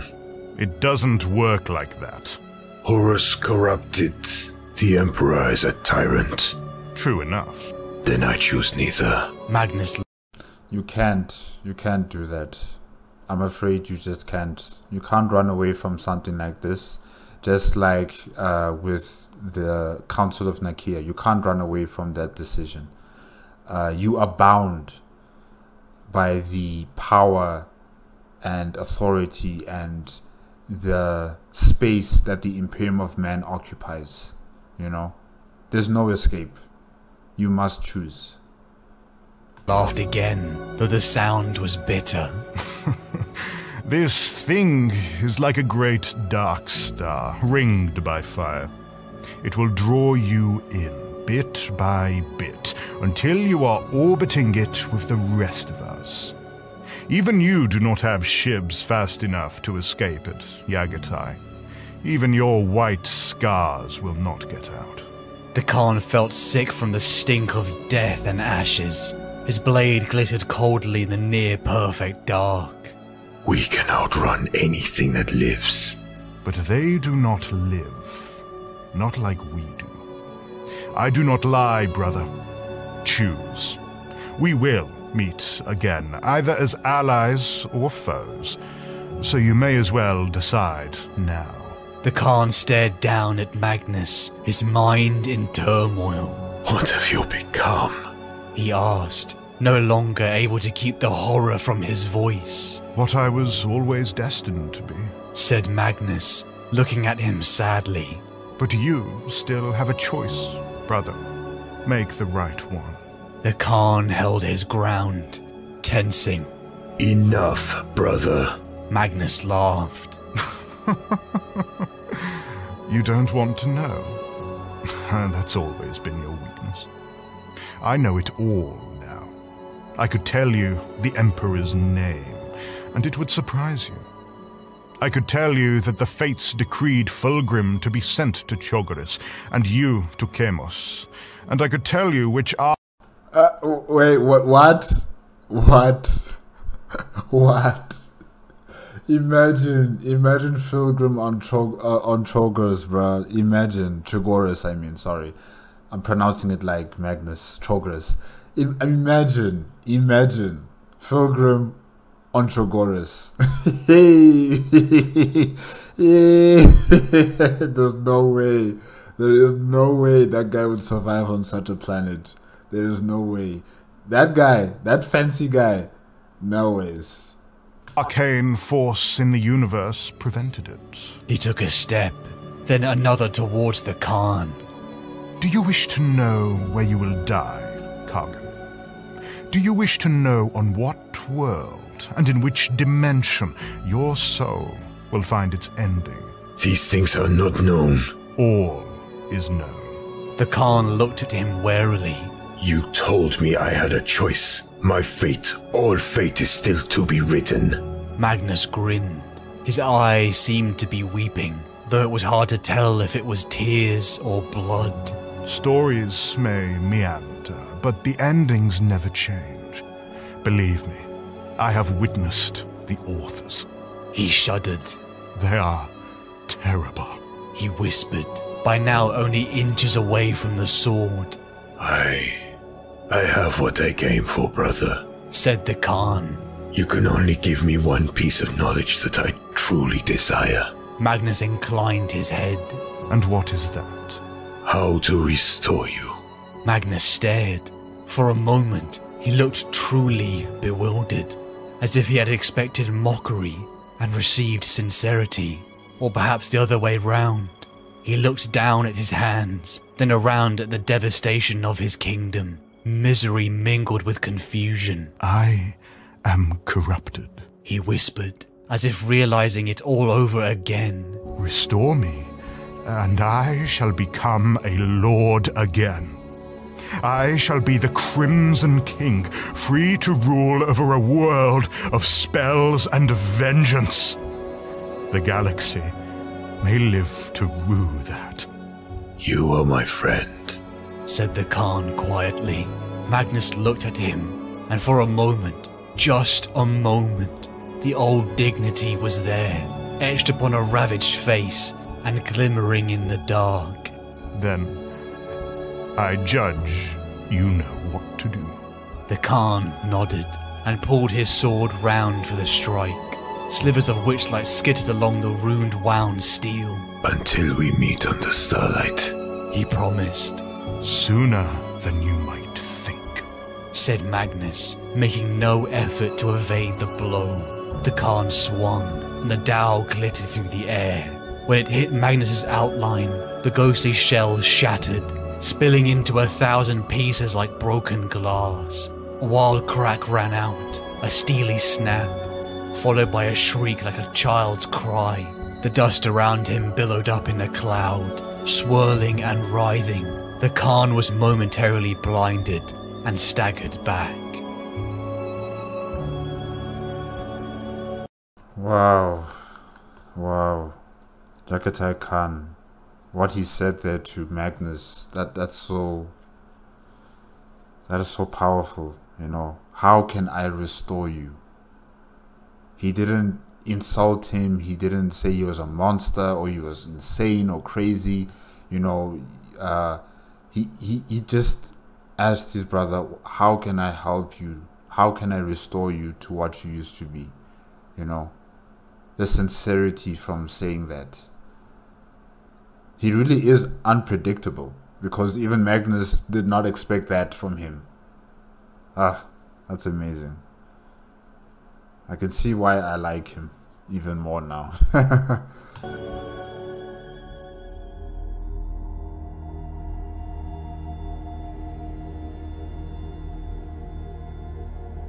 Never do the easy thing.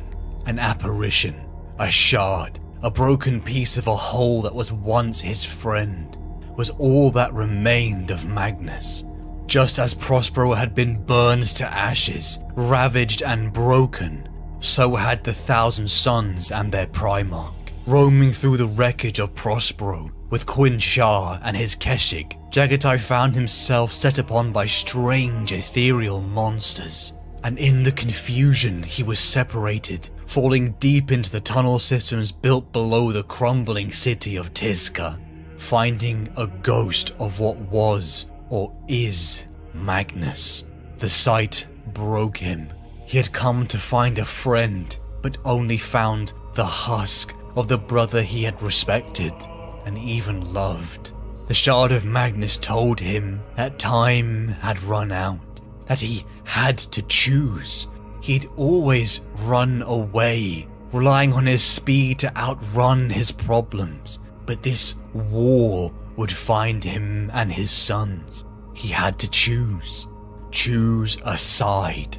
With all the cards on the table, with the Shard's wisdom, the truth was out. The Emperor had lied. Yaksha, demons were real. And Jaghatai had to make a choice. But what kind of choice was it? The words rang in his head. Horus is corrupted. The Emperor is a tyrant. Foul entities of the warp had corrupted the brother he loved, Horus, but he would be accepted by them. A life of unending conquest awaited him and his sons, but humanity would suffer.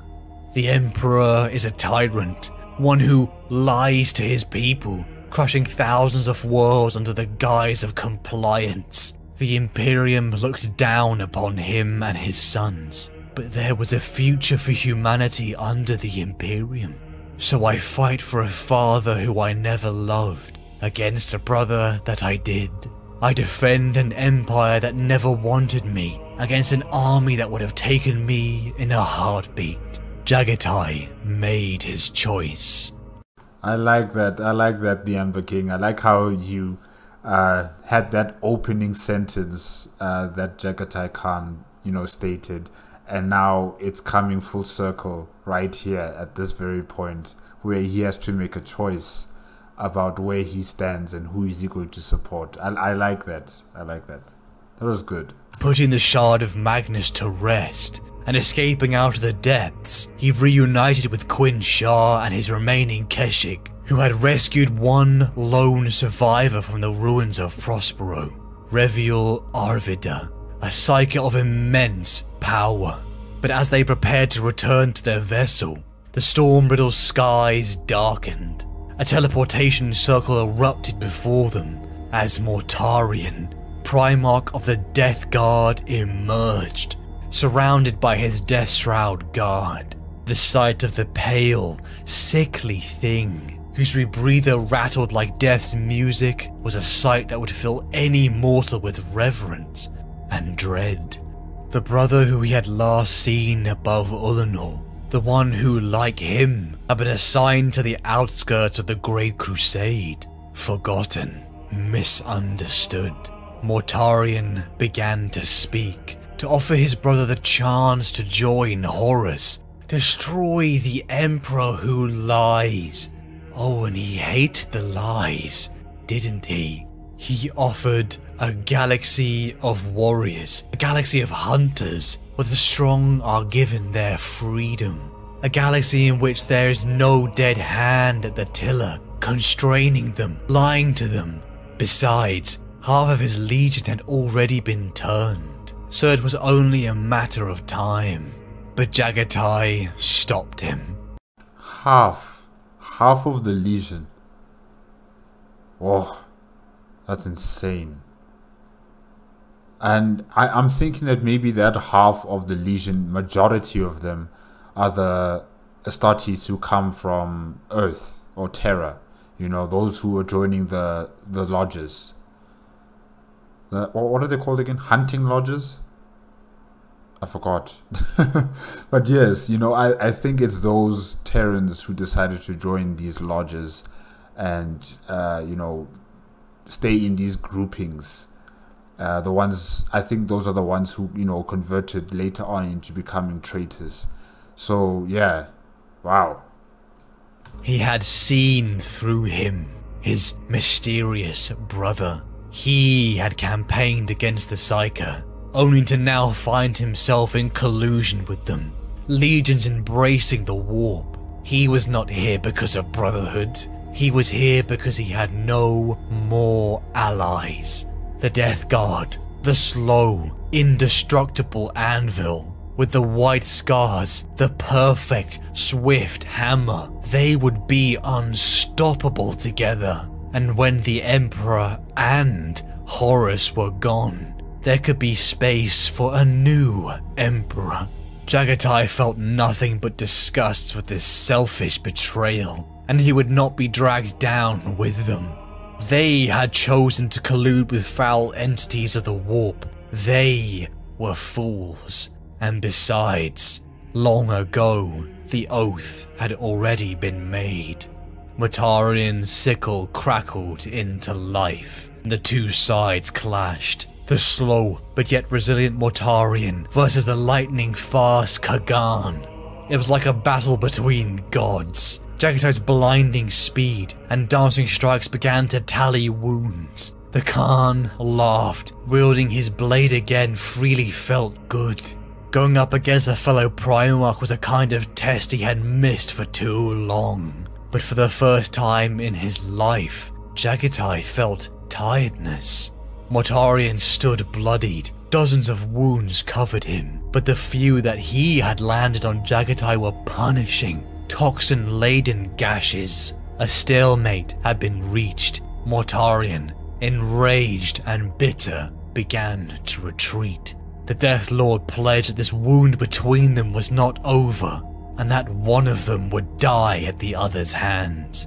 With the help of the Thousand-Son Rivial Arvida, Jaghatai, Quinn Shah, and the remaining Keshik teleported back onto their flagship, only to find utter chaos. The Warrior Lodges, that secretive organization that had festered for decades amongst the legions, had risen up, declaring themselves for Horus, for the War Master, for the universe of warriors and hunters. Thousands of the Terrans and Chagorians, either by resentment for their forced conversion into the Chagorian way of life, or simply convinced by the universe painted by Horus, had been turned in secret. Hasek Noyan Khan, a man who had been with Jaghatai from the start, had tried to force the Legion's hand, force them into the future of warriors and hunters.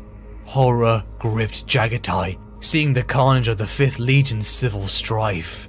Brothers slaying brothers. Striding through the middle of the bloodbath, the fighting began to die down. As Jaghatai roared his disgust at his friend's betrayal, he plunged his Dao sword deep into the panicking Hasek's torso, declaring this coup over. Humbled and shamed, the traitors were escorted to the brigs as Jaghatai and the 5th prepared for war. I guess that's the end of that. Wow, okay, Jaghatai Khan, you controlled that situation so fast. So fast. I thought like they were going to have like a space battle and a protracted kind of warfare where the traitors retreat with half the fleet, and you know the rest of the fleet that's still loyal to their Primarch will chase them down, or maybe go to Terra or wherever else, you know. So yeah, Jaghatai Khan really put his foot down on this situation. It's like, no, we're not going to do this. You're not going to do this. Not now. Betrayed by one of his closest friends, a man who he had spent centuries with, was a bitter snag at the heart of Jaghatai, though some relief came as he was finally reunited with Yasugai. 7 years the Kagan had been deprived of his chief Stormseer, his closest advisor, his friend, locked within the disaster that had been the Council of Nikeah and the subsequent warp storms around Chondax. The traitors were dealt with. Hasek and thousands of others were locked away. They all deserved death, But it was Yasugai who counseled that the previous Warrior Lodge members, the Terrans and Chagorans, be offered a route to redemption. They were charged with the crime of being fools as well as traitors, not truly knowing the extent to which the War Master Horus had fallen. It was due in part to the bravery of such men as Shiban Khan, who had held long enough for Jagatai to end the civil conflict. The Magyar Mazan, death squads, a road to redemption was offered, for in this coming war they would need every able-bodied warrior. The Horus heresy had truly begun. 9 legions had betrayed the Emperor of Mankind, declaring their loyalty to the War Master Horus. 3 loyalist legions, the Salamanders, the Raven Guard and Iron Hands, were almost entirely wiped. The remaining 6 loyalists either scattered or divided as war and violent warp storms ravaged the galaxy. What began was the most brutal war in human history. Billions of innocents would die, legionaries slaughtering each other, worlds burning. Again the words burned in Jagatai's mind. Never had so few been given so much power. It was a mistake, an emperor's mistake. One caused when his father believed the lie that tells you can put up walls and you will be safe. Jagatai, Yasugai, Quin Shah, Ilya, Shiban, Jubal, and Reviel Arda of the Thousand Suns began to enact their wrath upon the traitor legions. The fingers of the 5th Legion branched off, enacting their grip across light years of real space. With lightning-fast hit-and-run tactics, isolated traitor fleets would be destroyed, supply lines harassed, equipment sabotaged, each small piece adding up to a delay. Time for the Imperial forces at Terra to fortify. They all knew that the palace would be where this would end. And, you know, the 5th Legion have been an enigma to everybody else for a very long time. Like, they don't know their strategies of attack. They don't know how they use their ships. They don't know how to attack them or defend themselves from the 5th Legion. And as the 5th Legion fights against their brothers, you know, either on the surface of planets or in space, that's when these traitorous legions will start understanding and realizing how the 5th Legion wages war. And, you know, this shrouded mystery that hangs over the 5th Legion will slowly dissipate. And that's when things are going to become serious for the 5th Legion. You know, usually they won't, in the past, they could never be touched or they could never be defeated because the enemy or even their own allies did not understand the way they do things. So now that mystery cloud is being lifted and we can actually see these people for who they are and how they operate, it's going to be a very difficult situation for the 5th Legion, you know, to go toe to toe with their brothers and win. Yeah. Years of non-stop, brutal warfare consumed humanity, but its cost to Jagatai and the White Scars was more than just their brothers' lives. The soul of the Legion was dying. The heresy was changing them. They were fighting men who they had once served with, men who they had bled with, watching them cut down their own brothers in brutal legionary upon legionary duels.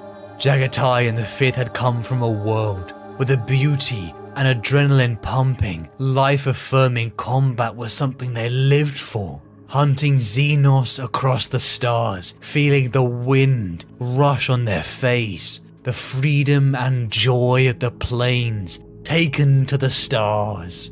But there was no more joyous laughing, no more whooping cries, no more cheek-to-cheek smiles, just brutal human slaughter.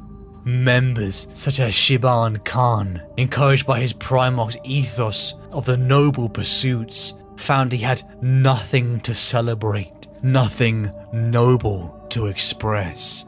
Killing was one thing, they had been bred to do that, but inflicting pain, hurting their enemies, this war had changed them. Jaghatai had not brought his people to the stars for this. Their enemies had changed too, taken over by worship to the Yaksha. Their corruption manifested physically, a sobering reminder of a path Jaghatai could have gone down if his love for horrors had eclipsed his sense. Which legion does this guy belong to? Oh my god. I think he must be like a Slaaneshi Astartes, I don't know, like demon. Ew. He's nasty. Ugh. 4 years of no rest. Nearly 1/3 of Jaghatai's sons were dead. Then the worst news of all came.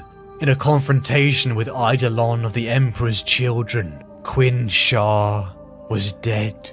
His body recovered in thanks to the efforts of Reviel Arvida, a debt the Legion could never repay, with his friend's broken helm in his hands. As Quin Shar's body was cast into the void of space, returned to the universe, as was the Jagoran way, Jaghatai felt the grief wash over him.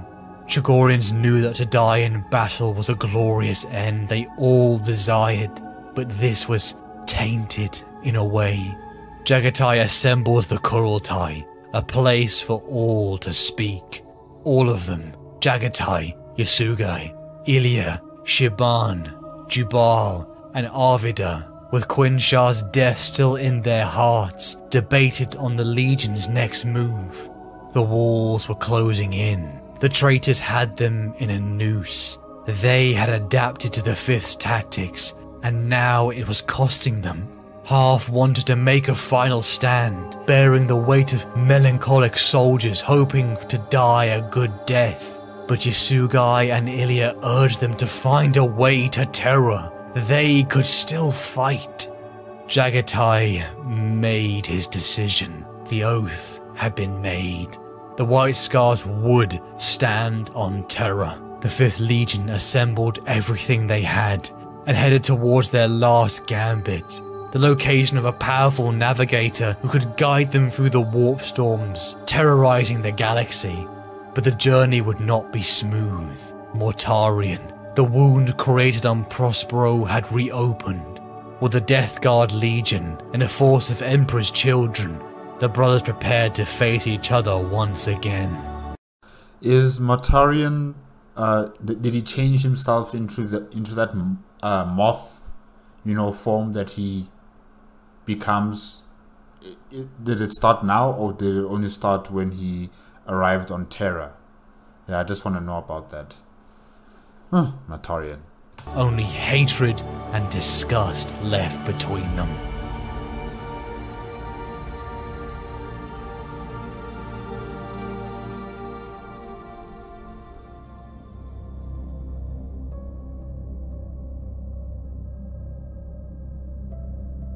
Can you not see the sorrow in someone's tearful eyes? Or see the dread in someone's weary frown? Can you not see the fear when someone's telling lies? Can you not see that each poor soul is a heavy cross to bear? One which we hope will never come our way. Perhaps the onus is on us to show them that we care and lift their spirits and take away dismay. The command locate Yasugai died on his lips, with a synchronicity that could not have been random. The Stormseer's mind voice was suddenly there, though racked with agony. In the beginning, I was Shinaz, Yasugai said, managing to convey some kind of broken humor amid the pain. Remember that? You named me. Do not do it. The Khan murmured, his mind racing, guessing at last what had happened. The machinery, the Under Palace, the absence of his father from the war. With sudden, terrible clarity, the pieces fell into order. This is my command. Do not do it. The deep ways are perilous, and Yaksha will thrive in it. You are their protector. The Khan was moving then, striding down from the command throne. The teleporters might have been usable, even now. Tagutai, this will end you. Do not do it. Return to the ship. No, that I would have followed you to the end. What's going on? What is he doing? Is he going to sacrifice his life? But to do what? Huh. My lord, I would have stood beside you on Terra. When I am gone, do not let them forget. Do not let them become what is hateful. Come back. You are their protector. Then he was gone, wrenched out of existence. Jagatai staggered, slipping to one knee. The world seemed to sway, knocked from its axis. He looked up, and the entire bridge was tilting, falling. Ilya was screaming. The Prosperine saucer was crying aloud. The warriors of the Magyar Mazan were looking out into the void, ushering in the final battle. His legion was dying, thrust at last into the forged fire of war, out of space, out of time. I still need you. The Khan cast his head back, his imperious reserve broken open. He clenched his fist to the heavens and howled out his rage and his grief. And for a sparse moment, there were no more sounds, no more thoughts, only the black thunder of a Primarch's mortal fury. Kargan! He called out, as if waking from a nightmare-plagued sleep. The Khan stood and turned towards him. This is it. Arvidus said. The path of heaven. He has opened it. There will never be another chance. The Khan was sluggish, his mind elsewhere. The rest of the bridge crew recovered themselves, restoring systems that had been primed for imminent attack. Out across the Aether-racked vacuum, the enemy was similarly recovering. My lord, we must take it. Arvidus was conscious of the danger. The change still poured at him, prowling around the edges of his self, watching for any weakness. The portal was the warp in its rawest, deepest form. It would be murderous, but it had to be attempted. You saw no victory. I did not. The Primarch stared at the recovering scanner screens, at the enemy fleet that was bearing down on them again, barely halted by the tumult across the fabric of space. A choice remains. Ilya burst between them. The trails of angry tears were wet on her cheeks. There is no choice, she hissed, her eyes flashing with anger. He did this. Honor him. Take the path. Still, he hesitated. The battleships were turning back towards them. Las cannon had started up again, slicing across the warp-lit abyss. The Endurance had carved its way into range, immolating anything that dared to block its passage. I think Jagatai Khan is taking his time, his sweet time, in making his decision whether to move his... I think it's only his ship, or maybe he has a fleet, into the portal. Yeah, he's taking his sweet time while his fleet could be in danger of being attacked. Huh. It was on the edge of sight now, unmagnified, colossal. Its coming marked the spoliation and heralded by despair. Only one ship could hope to stand against it. If the Legion turned now, if the order were given, then the retreat would be a bloodbath. Something needed to hold the line. I have to face him, the Khan said quietly. You do not! Raged Ilya, her grief making her wild. Lord, if you fight him, the chance will be gone, urged Arvidus. There will be other days. Not for Tagutai! Roared the Khan, suddenly bursting into fury. Not for Shah. My warriors have died for me this day, and every day since my whoreson brother ignited this treachery. I have watched them die year by year, their strength taken from them. No further. I will slay him if I do nothing else. Arvidar waited for the tirade to subside. To withstand the rage of an emperor's son, even one cast into doubt by grief, was no trivial feat. Yet he never moved away. The way is clear. I can guide us if you let me. He paused, breathing hard, knowing the peril. The rift was already beginning to close, its edges falling away back into real space as Yasugai's soul was consumed. Our destiny is on Terra. Your destiny is on Terra. A tense silence fell across the bridge, broken only by the sounds of battle preparation from the decks below. Ilya waited, desperate, her face white. Torgun and the other Magyar Mazan waited, still armed, making no move. Arvidar waited. The Council of Stormseers waited, as did Jubal and the assembled Keshik. The Primarch looked out onto the onrush of the enemy, his hand strayed to the hilt of his tulwar, and still he said nothing. No one moved. The maelstrom churned, sucking matter into its ravening jaws. The Death Guard came into lance range, and the first tracks of the macro cannon blasts appeared on the augers.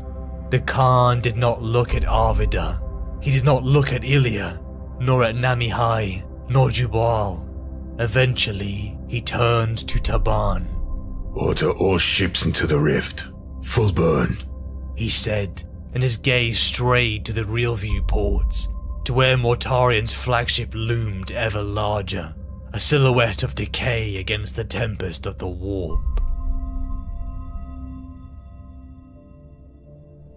The truth will come out. You won't be able to hold the blindfold in place, and once it slips, the fury of those you deceived will be limitless. Yasugai, his oldest friend, his soldier on Chogoris, his Stormseer, his compass for his people's way of life, surrounded on all sides as the fleet was being ripped apart. Yasugai sacrificed his life, emulating his own body to open a rift into the webway, that ancient pathway crafted in a time before humanity was primordial soup. Finding the last of his strength, the man, Targetai Yasuge, bade farewell to his closest friends, Ilya, Arvidar, and his Kagan, Jagatai. He entrusted Jagatai to protect the Legion, to save them from the hatred and melancholy that was eroding them, and to stand on Terra to defend humanity. The webway opened as Yasugai's soul left this universe. The Legion began to barrel into the rift, but they were set upon. Mortarion was gunning for his brother. Jagatai wanted to fight. The cold rage began bubbling. How many friends had he lost? How many sons have spilled their blood? How much had he sacrificed? How could he let that go unavenged? But Ilya's words reached him. He couldn't let the sacrifice of all of them, Yasugai, Quinn Shah, and all the others be in vain. The White Scars powered towards the portal. The Magyar Mazan, the death squads who had once betrayed their Kagan, earned their redemption, using their lives to buy time for the others to escape. The guilt of letting more of his sons die for him burned in Jagatai, but the Magyar Mazan were smiling, rediscovering their love of battle as they threw themselves upon the Death Lord Mortarion. The White Scars raced through the webway, only to be set upon by their enemy's last attack.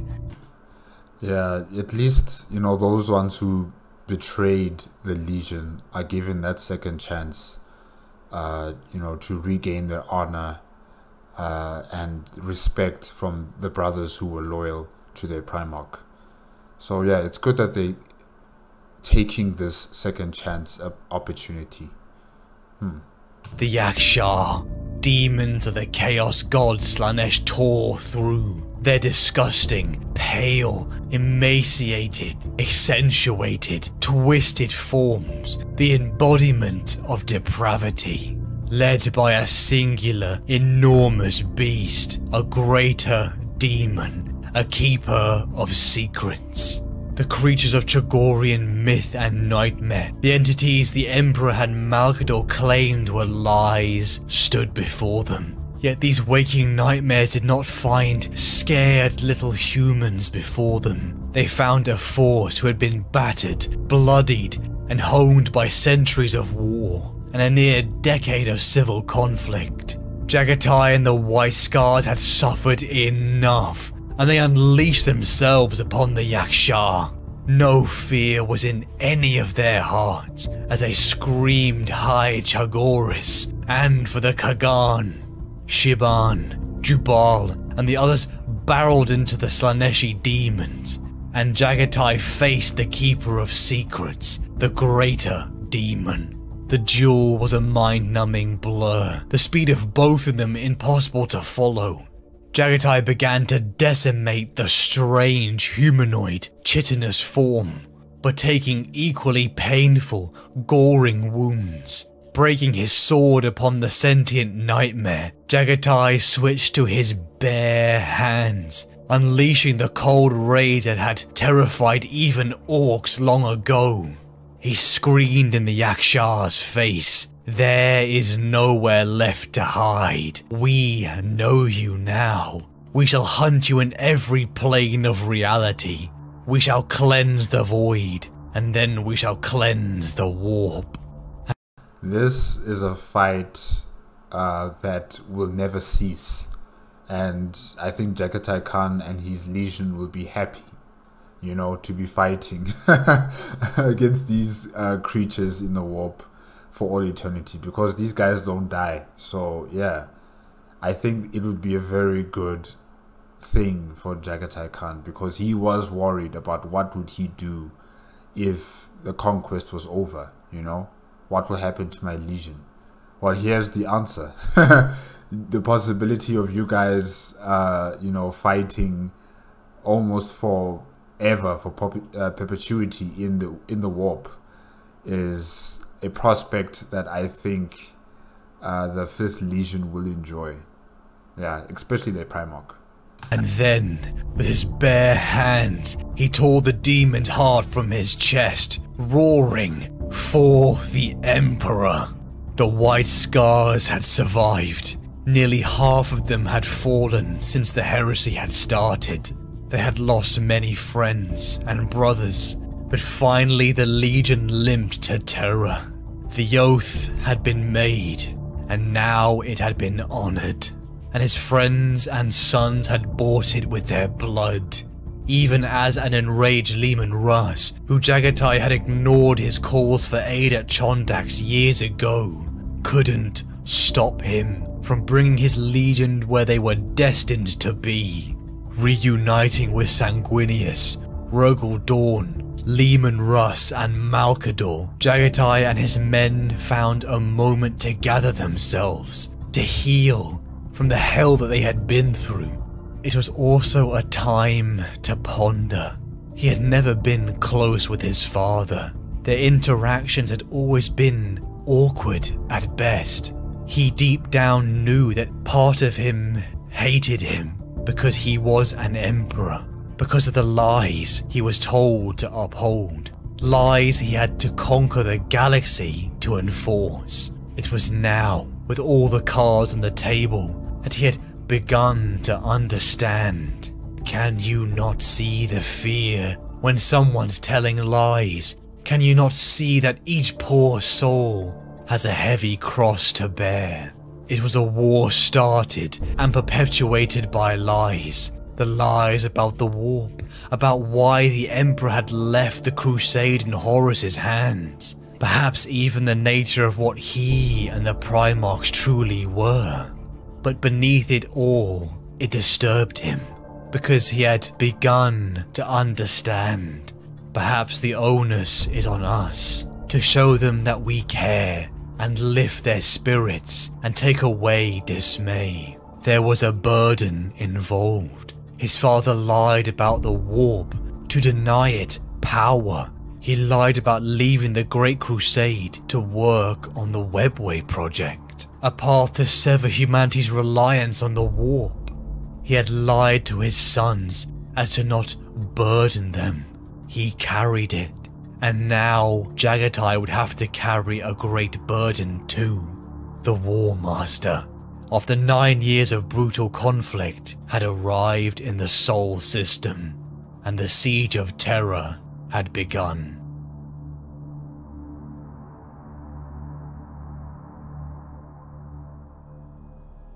I still can't believe that Jaghatai Khan was fighting against the demon with his bare hands. That's crazy.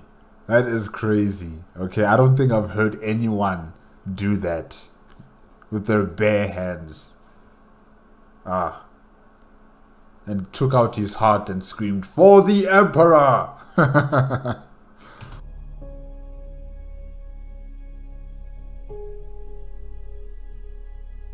The gods demand entertainment. They demand trial and contest. We could not be allowed to defeat our own demons, for that would be boring. And boredom is the only thing Eternals fear. We are being lined up, one by one, to tear at each other's throats. I do not think they wish to see a victor. I think they wish us to fight forever, locked in madness until the universe's end. 9 years of war had led to this moment. The War Master's fleet entered the Sol system. The birthplace of humanity would be the stage for the fight for its very existence. The gambit of Leman Russ, the assassination of Horus, had failed. Only Rogel Dawn, Jaghatai, Sanguinius, the Emperor, and the billions of ordinary, superhuman and mortal people stood in the traitor's path to victory. Engaging in a layered defense, the loyalists made sure that every inch taken cost the traitors lives and resources. But in turn, this was brought with immense sacrifice. Jubal Noyan Khan, Lord of Summer Lightning, fell in the orbital fleet warfare, slain by the accursed Abaddon, right hand of Horus. Over weeks, the traitor forces smashed through, darkening the skies of Terra. The now corrupted and traitorous Primarch stood over the world that had created them, and they prepared to burn it, to take their so-called father's head. Jaghatai, son of Chogoris, the man who hated wars, the man who had destroyed them from Chogoris to the stars, found himself defending them, defending the lie of safety. Millions of people trapped inside the palace have spent the last 9 years fortifying their home. And they believe that they are safe behind those walls. They believe that no one can breach the walls and attack them from the inside. Just like the people of Chogoris, you know, on his homeworld, with the kings and their walls and their decadence, you know, their lifestyles and everything like that, and believing that the walls can protect them. The same thing right now is happening with Terra. They believe that all of the fortifications will protect them from the upcoming invasion, but that is wrong. You guys are mistakenly wrong, just wrong. And you'll find that out soon enough, don't worry. The Imperial Palace had become a maze of bastions, trenchworks, and reinforced banks. Dawn had ensured that it was damn near impregnable. But what good were walls when hell itself had come knocking? The War Master's forces began their assault upon the walls. Within Dawn's layered defense structure, he had forbid Jaghatai from venturing outside. But Jaghatai refused. How could they just sacrifice the millions of ordinary humans, the men and women who had just taken up a rifle in the defense of their home? To sacrifice them just for time? It was the right strategic move, but devoid of human emotion. Jagatai asked Sanguinius if his prescience saw that his intervention would save lives. The angel replied, many. And then Jagatai told them that that was what he was made for. This is so cool. Jagatai had changed. He was a strategist to equal even Dawn, but the cost of this move was more than just those people's lives. It was their souls. We fought the Great Crusade to free humanity, not to sacrifice it. He was not like the young Khan, who destroyed an entire village when his father's death called for vengeance. He was more than just a conqueror. Yasugai had seen it. He was a protector. Jagatai prepared to ride out. His life and his son's lives were in dedication to humanity. They were meant to die in their place. Perhaps Horus was exploiting this, but the cost of abandoning people that could be saved would be worse. Worse than death. Worse than if the traitors were victorious. It was the way we made you. The Emperor had made him a conqueror. Chogoris had made him a Kagan. But he had made himself more. A defender of humanity. The White Scars, the sons of Chogoris, assembled on their jet bikes. The mortal defenders, sitting afraid, crushed by the weight of their imminent death. As monsters approached, heard the rumbling behind them. They looked to the sky and saw them. The superhuman warriors, clad in gleaming white, rushing forward. Like a crashing wave, Jagatai and his sons tore into the Death Guard, finding their enemies' forms reflecting the rotten hearts within. This depiction of the battle and how the White Scars are just coming in, that's movie stuff. Like, that's blockbuster movie, action, fantasy, or science fiction movie stuff right there, you know?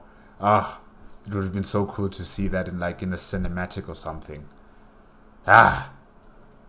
Bloated, rotten, sickly, the Death Guard had become transformed, tainted by the warp, the road of fools. It was in the swarm of bolter fire and cleaved limbs, exploding armor, and sheer hate that Jagatai was knocked from his mount, finding himself surrounded. The Death Guard threw themselves at him, hoping their hulking, bloated forms would drown him. A warp-tainted blade found its way through his armor. He felt the immediate onrush of the disgusting warp power flood his veins, even making a Primarch sick. He began to slow, unable to heal, drowning in a tide of diseased flesh. It was due to the sacrifice of one of his own sons, throwing himself off of his mount, buying space.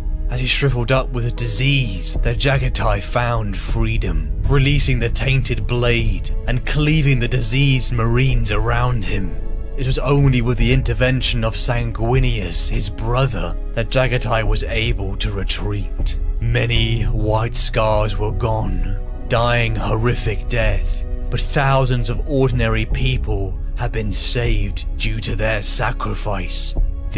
And all of these traitorous legions, or mainly the ones that the White Scar are fighting against, are the ones belonging to Mortarian's legion, right? Because they kind of look like they are, should I say, blessed? They are blessed with Nurgle's, abilities and stuff like that, because they kind of look like, nasty, decaying, just monsters. They look like filthy, bug-ridden monsters, if I can say it like that. Yeah. So I think they belong to Mortarian's legion. Ugh. The unpredictability of the Khan was something the traitors, even Primarchs, couldn't plan for. The weeks began to phase together. The skies of Terra became dark. Perpetual night reigned as the atmosphere became clogged with spent munition shells and the smell of blood and death. Jagatai even managed to hold the Colossi Gate alongside Constantine Valdor and the Blood Angels Captain Raldoron, but the near sleepless, soul-crushing, constant battle was wearing them all down. I mean, look at this place. Just look at the steps and the statues, and I don't know if that's like the wall or like a city, I'm not sure, but it's amazing. Just imagine being there. Well, not during the battle, but you know, during peace times, if I can say it like that. And you're just walking up the steps all the way to the gates of the Imperial Palace. I mean, this place is just huge. It's huge. It looks amazing. And now it's a battlefield. Wow. Even to Shiban Khan, Jagatai looked emaciated, if that was even possible for a Primarch. They were losing. Millions dead, terror burning, ground being lost. Their hope was fading. Something had to be done, and so Jagatai prepared for a final gambit. They made a ragged pair. The battle-ravaged warlord, his exhausted emissary. How do you feel? He asked. Old. She said. I feel very old. How do you feel? The wisp of a smile flickered over his proud face. No one else would have ever dared to ask him that question. None of the tens of thousands of warriors under his command. None of the hundreds of thousands of auxiliary troops who marched under his banner would ever have presumed. I feel settled, he said, thoughtfully. The pieces are arranged. The calculations have been made. Very soon we shall reach the point where nothing else can be done, save for the action itself. She found that she didn't really believe that. He had said something similar on the eve of other battles, and she had believed it then. But this was different. The stakes were higher.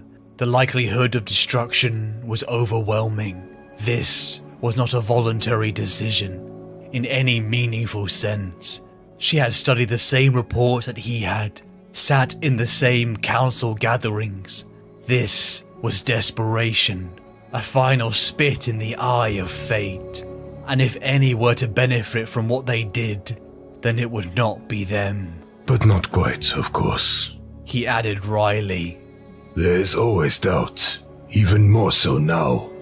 He clouds everything, and even when you know the origin of the sickness, it is hard to remind yourself that it is artificial, some of it, and can be fought, and must be fought. It's worse in the Sanctum, Ilya said. I can imagine. But that's not all, is it? She took a swig of water. I mean, it's not why you came here. The Khan moved away from her, headed to a shelf where she kept the few old things that had been preserved. The seals, marking her entry into the Departamento Minatorum, the cheap plasteel memento of the triumph she had taken from Ulanor, a priceless dagger that Quinn Shah had given her, never drawn from its sheath. Never do the easy thing, he said, looking at the trinkets without really seeing them. We suffered for that, and now, in a way, this is the easiest thing of all. To stop holding back, cut loose, just like we've been promising we'd do ever since Prospero. He placed his hands gently on the shelf. Yasugai saw it. He dreamed of it, he told me. That I'd end my journey fighting a creature of the dark, on a world of embers. And I tried to dismiss it. But it kept coming back to me. That's the problem with the dreams of Stormseers. You wonder if you work to make them true. So, despite everything that makes this seem inevitable and right, it might just be me, deep down, tired of compromises, eager to get it settled. The easy thing. She watched him as he spoke. He stood erect, just as always. In his armor he was still imposing, but she had the sense that there was more hollowness under those plates than there had once been. The warriors of the Legion were all the same. They had been made to keep going, no matter how starved and how damaged they became. A baseline human would give up on a task after a while, but the Emperor's own would just keep fighting until the exceptional machinery of their bodies finally fell apart. Death meant nothing to them. Dishonor meant almost everything. And so it was possible that they could talk of an impossible trial, one which promised nothing but pain on the greatest conceivable scale, as the easy thing. Why did he tell you of it? She asked. I don't know. Because it troubled him, I think. Or because he believed that he had to give you the means to make a choice? Maybe. Ilya drank a little more. She was starting to feel more like herself. You could forget what a privilege this was, to be spoken to with such frankness. Over the years, the Khan had done so only occasionally. He sounded now much as he had sounded just before the Catalyst Rift, musing on the past, fretful of the future. You know, hearing this discussion with Jagatai Khan and Ilya, they really do have like a close relationship, a very, I wouldn't necessarily say like lovers, no, not like that, but you know, like, I would say like mother and son, or maybe sister and brother, you know, kind of relationship. And it seems that Ilya had the same kind of connection with all of the people that were close to Jagatai Khan as well. I mean, she was part of that inner circle. So to talk to him felt like a greater service than rounding up tanks. You know, I never had a family of my own, she told him. I never really knew if I wanted one or not. By the time I thought about it seriously, the opportunity had gone. I don't regret it. I did what I needed to do. And just when I thought I'd got to the end of all that, I came to Ulanor and found myself tangled up with you. So I got that family in the end, and you made me furious and anxious and exhausted. All of the things I thought I might have missed. She smiled sadly to herself. But the last lesson was the hardest one, because then you all began to die. I was the weakest, but somehow I'm still here. Now I begin to wonder if I might still be here when you're all gone. I'd mourn you, if I lasted that long, like I mourned Targatai, and Zar, and Halji. She looked up at him. But I'd be proud, too. Throne I'd be proud. Not because you're the bravest, or the best, but because you do this. You ask the question. I taught you how to keep your ammo dumps from running out, but I didn't teach you that. You always did it. She edged upward in the chair, painfully, feeling her body betray her. And it is time now, my Khan. This is why we came back. He came over to her. In order to reach her level, he had to kneel. He extended his great hand, and she put hers out, and each one clasped the other. I will make you as safe as I can here, he said. If they come for the place while you're gone, I'll give them hell.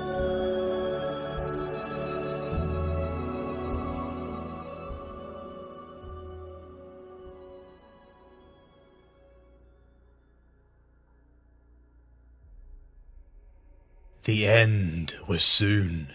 They could all feel it. The very presence of the demon Primarch Mortarion and his death guard was stripping the hope from their very souls. Despair reigned, from the innocent civilians to the exhausted conscripts, even to the Astartes and Primarchs. This artificial despair would destroy them before Horus had even set foot inside the palace. The 5th Legion assembled. All that was left of them. Only one mortal. Ilya had earned the honor to stand beside them. The Death Guard and Jagatai's Foolish, corrupted brother Mortarion had to be defeated, lest this hanging warp despair take them all. They would retake the Lion's Gate spaceport, deny the landing platform to the traitors, and also provide a staging ground for Guilliman and the Lion's legions for when they arrived. The deception had been planted. Dozens of White Scars had allowed themselves to be captured, tortured, and slain in order to ensure the enemy was unprepared, misdirected. A sacrifice that none of them would ever forget. Jaghatai, the man who had once fought with freedom in his heart, the man who hated lies, the man who conquered the stars for humanity, knew that he had to face Mortarion, the pox-riddled, elevated demon Primarch, and that, in most likelihood, he would not survive. Okay, so now he is the Moth. Ew. Thousands assembled, the White Scars, thousands of mortals, and the last tank regiment on Terra, and they set out to battle. Utilizing an enormous mobile ship platform as cover, the Loyalists, like a procession, walked towards death, gunning for the Death Guard and the traitors. Fire and ash roaring around them as they trudged through the violated miles of Terran Earth. The mortal people were afraid.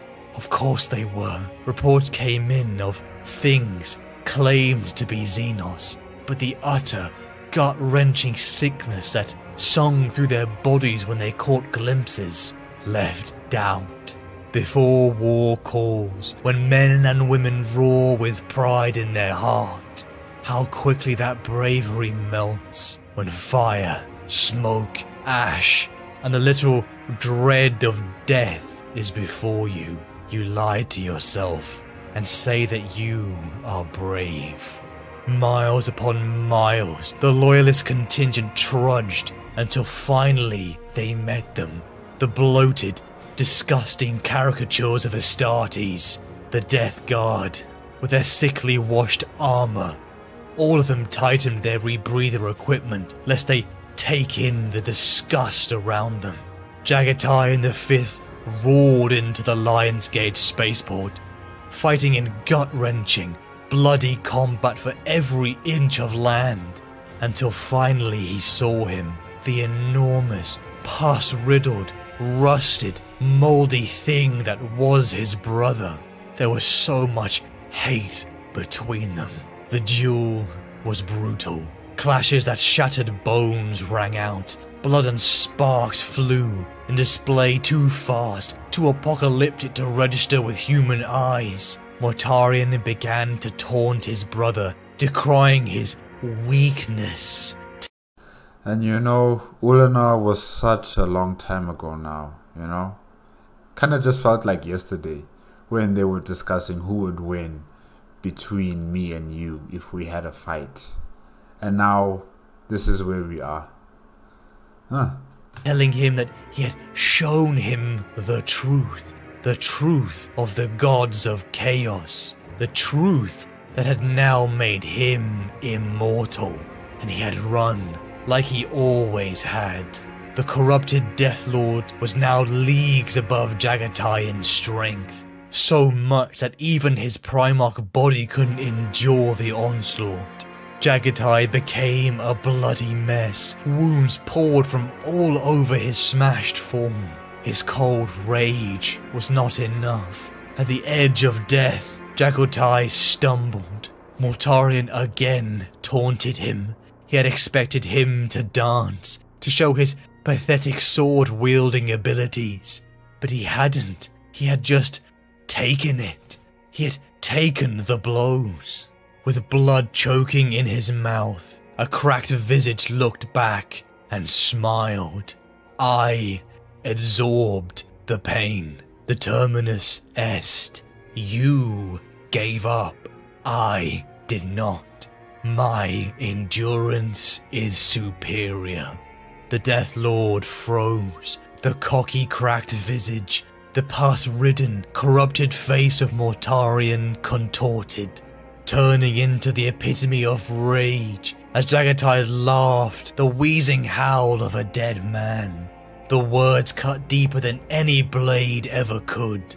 Lifting his broken form from the floor, Jaghatai seized the opportunity, unleashing everything he had left, finally dancing as he tore ribbons of flesh from his corrupted brother. Faster, faster, Jaghatai moved, his heart fueled only by the spirit of Cho'Garis, the cold rage for all he and his sons had suffered, and for humanity. Finally, the moment came when Mortarion plunged his scythe deep into the Khan's chest, bursting through his back in a shower of blood. Jaghatai locked himself onto it, dragging his body down the length of the scythe with his bare hands, until he was finally face to face with his twisted brother, and with the last of his strength, he tore his brother's head from his shoulders, banishing the demon back into the warp. It's just sad that, you know, the Primarchs can die, right? But then the demon Primarchs, even if you kill them now, they'll come back later. So really, it's just so unfair. It's really unfair. I mean, here is this guy, he is putting his life on the line. He is going through all of this pain, all of this suffering, and, you know, all of this hard work. And yes, he will succeed in defeating his brother who's corrupted, but he will come back while he is 6 feet under. So who is going to be facing up against Mortarion next? Who is going to be able to defeat him? No one, because there are so few Primarchs left, you know. So yeah, it's unfair.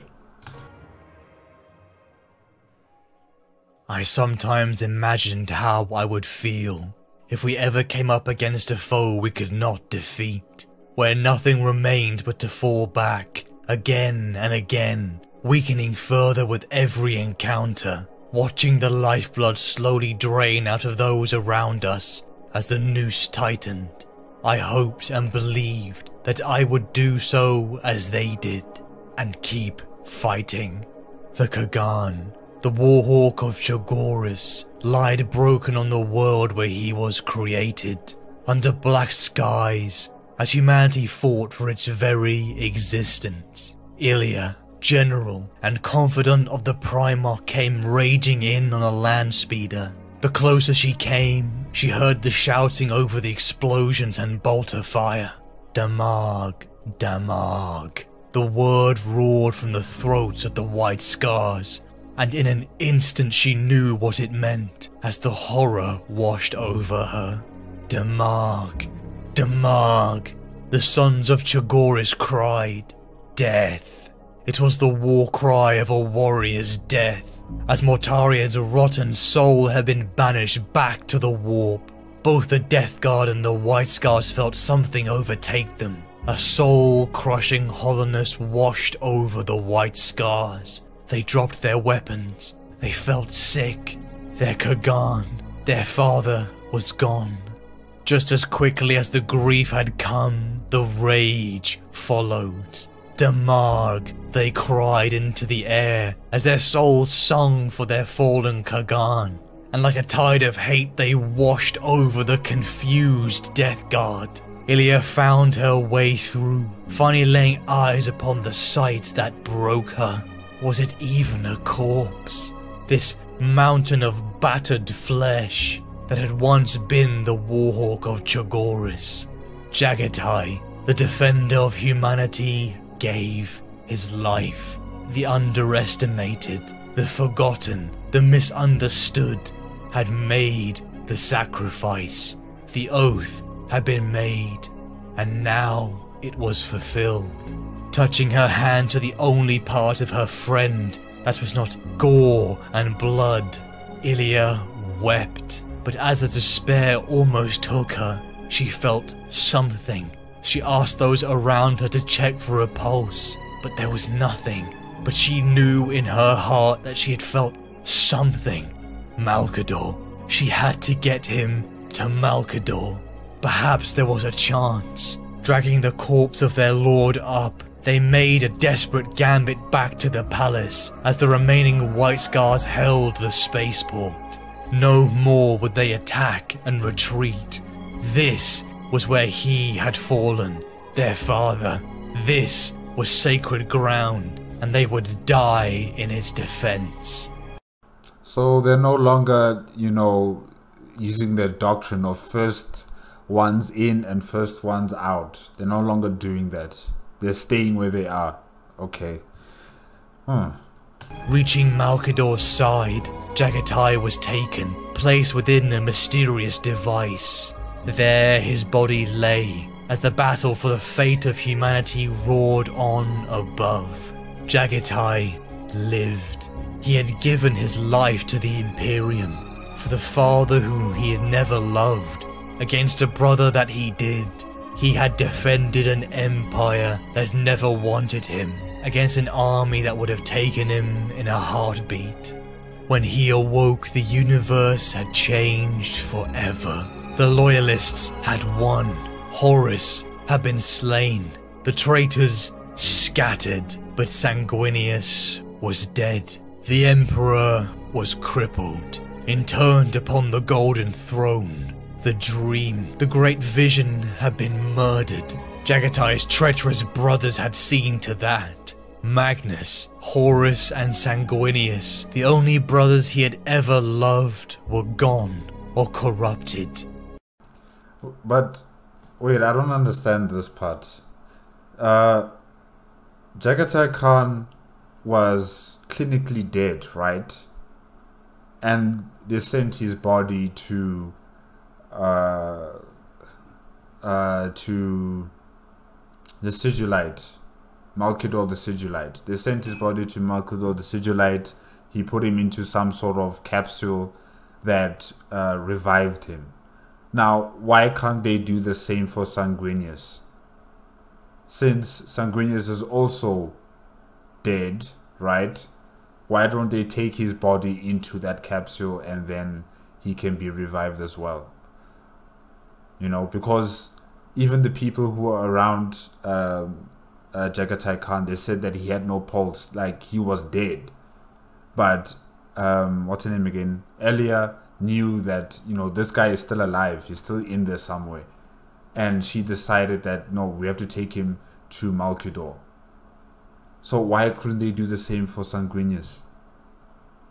What's so different between these two deaths?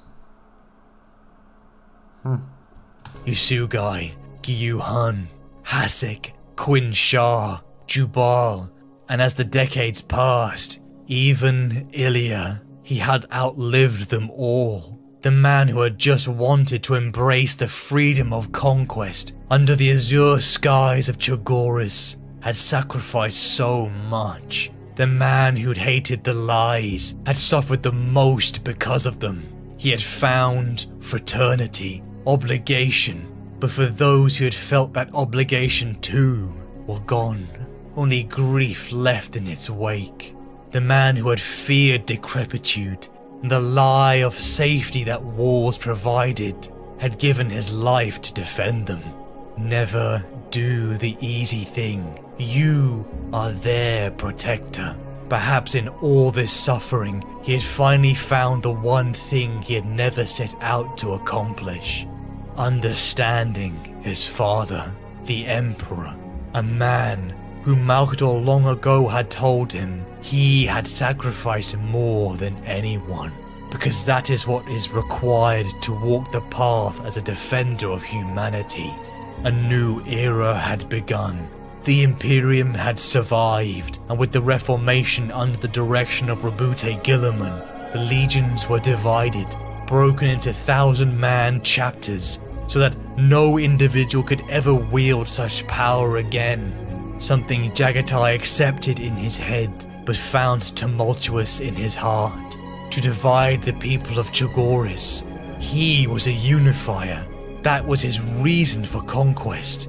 But at the risk of another civil war, the surviving legions and Primarchs agreed. For 70 years, Jaghatai led the White Scars, following the heresy, pushing the traitors all the way to the Eye of Terror, that disgusting warp rift.